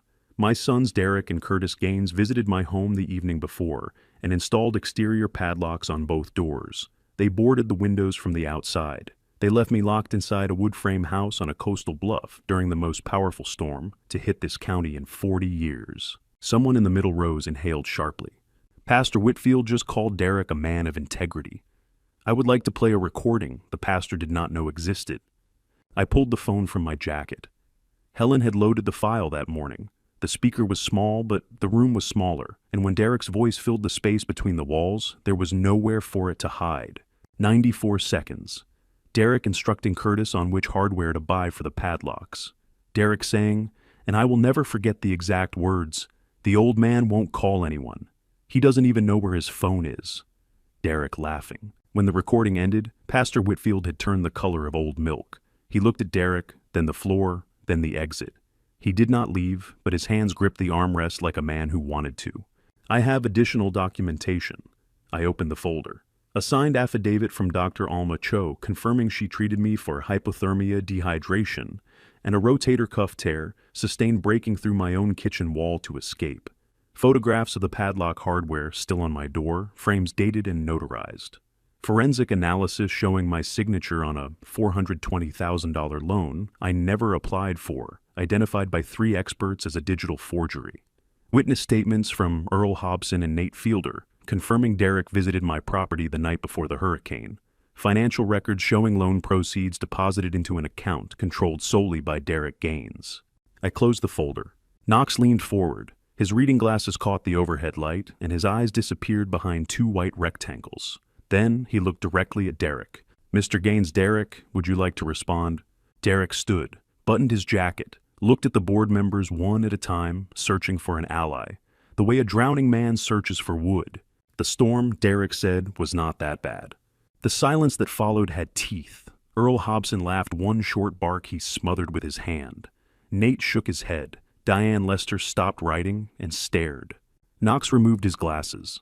The permit transfer for 14 Osprey Lane is suspended effective immediately pending full investigation. Additionally, this board is referring the forged loan documents to the United States Attorney's Office for the District of Maine. Patty grabbed Derek's arm. He shook her off. Renee stood, picked up her purse, and walked toward the door without looking back. The click of her heels on tile was the only sound until the door swung shut behind her. Derek sat down. Not the way a man sits when a meeting has gone poorly. The way a man sits when he realizes the ground beneath him was never solid. His hands flat on his thighs, jaw-locked eyes, fixed on a point past the back wall, as if he could see through the building to the harbor and the ocean that had fed him his entire life because I taught him where to set the traps. Diane Lester closed her notebook and capped her pen with the look of someone who knows exactly what she is going to do next, and it involves the front page. The sheriff's deputy arrived at 8 in the morning to supervise the move-out, and I realized I had never seen a uniformed officer stand on Dorothy's porch before. He was young, maybe 25, with a jaw that hadn't learned how to set itself yet. He kept his hands on his belt and looked at the ocean like a man who had never been paid to stand this close to it. I nodded to him from the driveway, and he nodded back. That was all either of us needed. Derek pulled up in a rented box truck at 8:15. No Renee. Word through Helen was that Renee had already left Rockport 2 weeks earlier, hired a private divorce attorney out of Portland, and listed the condo before the ink dried on the board's suspension order, the first member of that whole conspiracy to disappear, not out of conscience, but because the investment stopped paying. Derek stepped out of the cab without looking at me. He wore jeans and a sweatshirt I didn't recognize, which meant he'd bought new clothes since moving out of wherever Renee had left him. He walked past the deputy, past Helen standing near the garage, past Earl watching from his porch across the road, and went straight through the front door like a man retrieving luggage from a hotel he'd been asked to leave. I sat on the porch steps and let him work. The man who locked me in that house during a hurricane now needed my permission to carry his own furniture out the front door. I did not say this aloud. Some truths are louder when you let the silence carry them. He made 11 trips. Boxes of floor lamp, 2 suitcases of printer he'd set up in Dorothy's sewing room. Each trip he passed within 4 feet of me. Each trip his eyes went to the truck, the ground, the truck. Never to my face. On the 9th trip, he paused at the threshold, and I thought he might speak, but he just shifted the box to his other hip and kept walking. Curtis arrived at 9 with Sadie in the back seat. He parked behind Helen's car and came over slowly, hands in his coat pockets, shoulders carrying a weight that had nothing to do with furniture. "I'd like to put Mom's room back," he said. I looked at him for a long time. Then I handed him the key to the bedroom. He went upstairs alone. I heard his footsteps slow, deliberate, the way you walk through a room you know you damaged. 20 minutes later, I followed him up. He had Dorothy's quilt spread across the bed, smoothing it with both hands the way a man lays flowers on a grave carefully. As if the act itself could undo something, he didn't have the courage to stop when it mattered. Her reading lamp was back on the nightstand. Her bookmarks were still in the drawer where he'd found them. He had opened the window, and the February sea breeze was pushing out months of stale air, replacing it with salt and cold, and something that smelled like the beginning of a season. "I remember where everything goes, Dad," Curtis said without turning around. I always remembered. I didn't answer, but I stayed in the doorway until he finished. Outside, Derek's truck was gone. No goodbye, no last look at the house. Earl stood on his porch with his arms crossed and caught my eye. He shook his head once. That was his review of the whole situation, and I agreed with it. Sadie ran across the yard and wrapped her arms around my waist with the force of a child who doesn't understand what the adults have done, but understands that her grandfather almost wasn't here anymore. Her face pressed into my coat. Her voice came out muffled. "Can I still come fishing, Grandpa?" "Every Saturday," I said. "That never changes." Curtis loaded her into the car. He looked at me over the roof, opened his mouth, closed it, then drove away. The deputy signed his clipboard, tipped his hat, and left. The house was mine again. The next morning, I woke in the cottage to Biscuit's nose against my hand and a phone screen showing 53 missed calls. 53. From people who couldn't find my number during a hurricane, but discovered it the moment a newspaper article made them look bad. Derek's voicemail played first. His voice cracked in places it never cracked before. "Dad, please stop. Do not do this. We can still work something out. Please." Patty left 2 messages asking forgiveness in the tone of a woman who had practiced the word but never meant it. Cousins I hadn't heard from since Dorothy's funeral. A nephew who once told me oceanfront property was wasted on a man who just wanted to fish. I set the phone on the kitchen table and drank my coffee. First cup in months that didn't taste like strategy, just coffee, just morning. Then I opened the family group message, the one they'd used for years, to plan around me, and typed one text. I kept it precise. No anger, no flourish. The locked doors, the breaker cut, 48 hours alone in the dark during a Category 4. The first thing they said when they came back is, "The roof still on?" I pasted the link to Diane Lester's article at the bottom. I added one line, "Read it or don't. I'm done explaining." I pressed send. Biscuit set his head on my knee. I scratched behind his ears and watched the screen. No reply dots, no typing indicator, no ping. Nobody replied. Some things are finally over. I set the phone face down on the table and listened to the cottage. Quiet in a way that didn't hurt anymore. The house across the road was empty now, and tomorrow I would call Helen about listing it on my terms at my price with every dollar accounted for. Dorothy's voice came to me, then clear as the morning she first said it. That house was never about the money, Walter. It was about making sure they couldn't take what we built and pretend they earned it. I signed my name 47 times that morning, and not one of those signatures was forged. Helen had the documents spread across her desk in 3 neat stacks, each page flagged with a colored tab where my pen needed to land. She clicked her pen between pages, a small patient rhythm that had become the soundtrack of every legal meeting we'd shared over the past 5 months. But this morning, the clicking sounded different, lighter, like punctuation at the end of a sentence instead of the middle. "It's 15% below market," Helen said, watching me sign page 19. "You're sure that house is going to keep people safe during storms? That's worth more than the difference." She set a brochure in front of me. The nonprofit was called Coastal Haven. The cover showed a renovated oceanfront property with reinforced storm shutters, a backup generator shed, and a kennel attached to the south side for pets. They took in elderly residents who lived alone on exposed coastline during hurricane season, people with no family close enough to help or family that couldn't be trusted to. I signed page 20. The Boston Resort Group had offered full asking price. A developer out of New Hampshire had gone 5% above. Helen had presented both offers with the professional neutrality she applied to everything, but I could tell by the way she set the Coastal Haven folder on top that she already knew where my pen was going. "Dorothy would have liked this," Helen said. She suggested it, in the letter. Helen paused. Her pen stopped clicking. "Then I'd say she got the last word after all." I signed the final page and set the pen down. The house that my sons tried to sell out from under me would now shelter strangers during hurricanes. And somehow that felt more like family than anything that had happened inside those walls for the past 2 years. Dorothy had seen this before I did. She always saw the right use for things, while the rest of us were still arguing about the price. Helen poured me the last cup from her office pot. It tasted lighter than any coffee we'd shared in that room, 5 months of strategy distilled into paper and wood polish, and a silence that finally meant something was finished, rather than something was coming. I drove back to the cottage with the windows down. February air in Maine has a way of cleaning out a car the same way it cleans out a house fast, thorough, and without asking permission. Biscuit met me at the door with his usual inspection of my shoes, determined that I had not been fishing without him, and returned to the rug. Nate Fielder's truck pulled into the driveway around 2. I heard the engine cut and the door slam and his boots on the gravel before he knocked. Nate was not a man who announced himself quietly. He sat at the kitchen table with a mug of coffee and told me everything that had happened since the board meeting, counting items on his fingers, like a man settling a bar tab. "Derek's lawyer says the federal investigation could take a year. Maybe longer if they pull the bank records apart, which they will." 1 finger. Renee's already in Portland, divorce attorney. She filed before the article even ran. 2 fingers. Curtis lost the marina job. The board reported the $47,000 and the owner didn't want the liability. 3. Patty's off the tourism board as of last Tuesday. Unanimous vote. She didn't even show up to contest it. 4. He took a drink of coffee and put up his thumb. Pastor Whitfield stood up Sunday and apologized from the pulpit. Said he should have asked you first before reading that statement. Said he let friendship with Derek cloud his judgment. The whole congregation heard it. People ask if revenge feels good. I wouldn't know, because what I did wasn't revenge. It was bookkeeping, and the ledger finally balanced. Every consequence matched the crime it answered. Derek forged my name, and now federal investigators were studying his.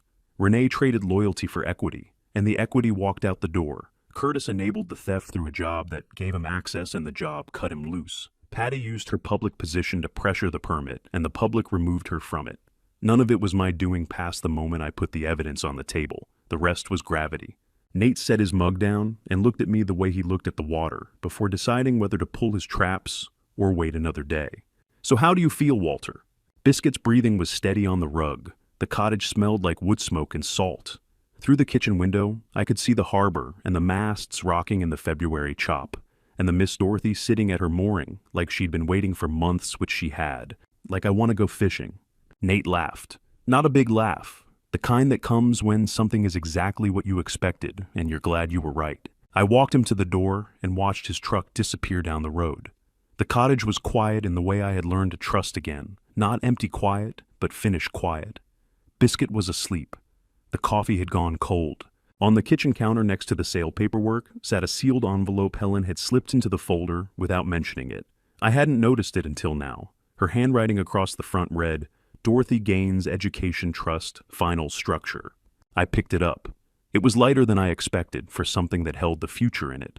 Dorothy had designed this before she died. The terms, the structure, the names of the only grandchildren who would ever benefit from what we built. I set it on the table next to my cold coffee and sat down. Some envelopes you opened slowly. The morning they hung Dorothy's name above the door of the house my sons tried to steal, I understood for the first time that she had won this fight before I ever started it. I opened the envelope the night before. Dorothy's handwriting on every page, the trust terms, the structure, the two names listed as beneficiaries, Sadie and Tyler. Not Derek, not Curtis. The grandchildren only managed by Helen, untouchable by either son, until the last child turned 25. Dorothy had built a wall around their futures with the same precision she used to balance our household books for 40 years. I read it twice, set it on the nightstand, and slept better than I had in a year. The ceremony at the harbor was small, maybe 30 people standing on the dock in February coats with coffee in their hands. Commissioner Knox came down from Rockland and shook my hand with both of his, which was more than he needed to do, but exactly what the moment called for. "The board wanted you to know," Knox said. "The licenses are fully restored in your name. Nobody's questioning that again." I thanked him. He nodded and stepped back into the small crowd, and that was all either of us needed to say about the past 5 months. Helen stood beside me while I signed the charter for the Dorothy Gaines Maritime Safety Fund. The pen was heavy in my hand. The fund would provide emergency alert systems, temporary inland housing, and pet-friendly shelter for elderly fishermen during hurricane season. People who lived alone on exposed coastline, people whose families were too far away or too far gone to help. Nobody should have to ride out a storm alone because their family decided the house was worth more than they were, I said to the small crowd. I had not planned to say it, but Dorothy would have. Afterward, we drove to the house. The nonprofit had already finished the first round of renovations. Storm shutters, a generator shed the kennel on the south side. A brass plaque was mounted beside the front door. I read it aloud because someone asked me to, and because I wanted to hear her name carried on the salt air one more time. In memory of Dorothy Gaines, who knew what she was protecting and prepared accordingly. I built that house with her 46 years ago, and the best thing I ever did with it was give it away to people I will never meet, because Dorothy taught me that a house is only worth what it shelters. The resort group would have torn out the walls and put in a lobby. Derek would have pocketed the check and called it inheritance. But this Dorothy's name on the front of a building that would keep strangers safe during the worst nights of their lives, this was what the property was always supposed to become. I just needed her letter to show me. The crowd left by noon. Helen drove me back to the cottage. I spent the afternoon on the porch with Biscuit watching the harbor and not thinking about anything at all, which was a luxury I had almost forgotten existed. The alarm went off at 4:30 the next morning. I hadn't set a fishing alarm in over a year, but my hands remembered where the button was, the same way they remembered how to tie a bowline muscle memory from a life that predated everything my sons had tried to take from me. I dressed in the dark. Biscuit was already at the doortail, going nose pressed to the crack, like he could smell the bait from half a mile away. We drove to the harbor in silence. The road was empty. The sky was that deep winter blue that only exists before the sun decides to show up. The harbor looked the same as it did the morning after the hurricane, except this time, I was the one leaving by choice, with the engine running and the current ready to carry me out instead of walls holding me in. Biscuit ran down the dock ahead of me, paws drumming on the planks, and stopped at the Miss Dorothy's stern like he owned the boat and was granting me permission to board. Nate was already there, engine idling, 2 paper cups of coffee on the gunnel, steam rising into the cold air. "It's same heading as always," Nate said. "It's same heading as always." I took the helm. The wood was the same wood I had gripped for 30 years, smooth where my hands always landed rough everywhere else. Nate cast off the lines. The Miss Dorothy eased away from the dock, and I let the current guide her toward the harbor mouth. As we cleared the breakwater, I looked back once. The safe harbor sat on the bluff, where it had always sat, but the morning light caught the brass plaque, and Dorothy's name flashed gold against the weathered clapboard. And below, it walking through the front door, with a small dog at his heels, was an old man I had never seen before. He moved slowly. He carried a duffel bag over one shoulder. He paused in the doorway and looked out at the water, the way I have looked at it every morning of my life, like it was the one thing that never changed its mind about him. I turned back to the open Atlantic. Dorothy always said, "The sea doesn't judge. It just moves."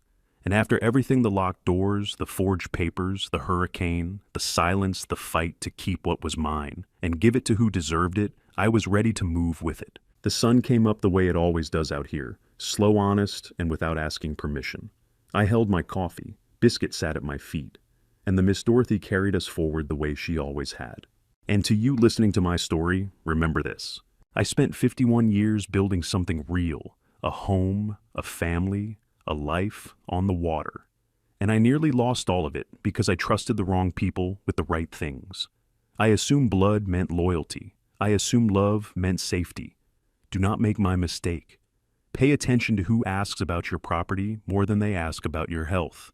Watch who visits before the storm and who disappears during it. The lesson I carry now is simple. Protecting what you built is not selfish, it is necessary. The people who deserve your trust will never make you prove it from inside a locked house. And the ones who betray you will always tell you who they are long before the storm hits, if you are willing to listen. I believe God put me through this, so I could stand here and say it plainly: your home, your name, your legacy, those are worth defending. Do not wait for a hurricane to find out who is standing with you and who is standing over your paperwork. If this story hit close to home, I want to hear from you. Tell me in the comments, have you ever had family treat your kindness like weakness? What would you have done in my place? If you know someone who needs to hear this, share it with them. And if this is your first time here on Revenge Dad, subscribe so you do not miss the next story. Every story on Revenge Dad is a reminder that the truth has a way of catching up. Thank you for staying until the very end. It means more than you know. This story on Revenge Dad includes certain details that have been adjusted for storytelling and reflection.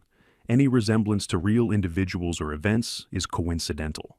What matters is the message, and I hope it stays with you.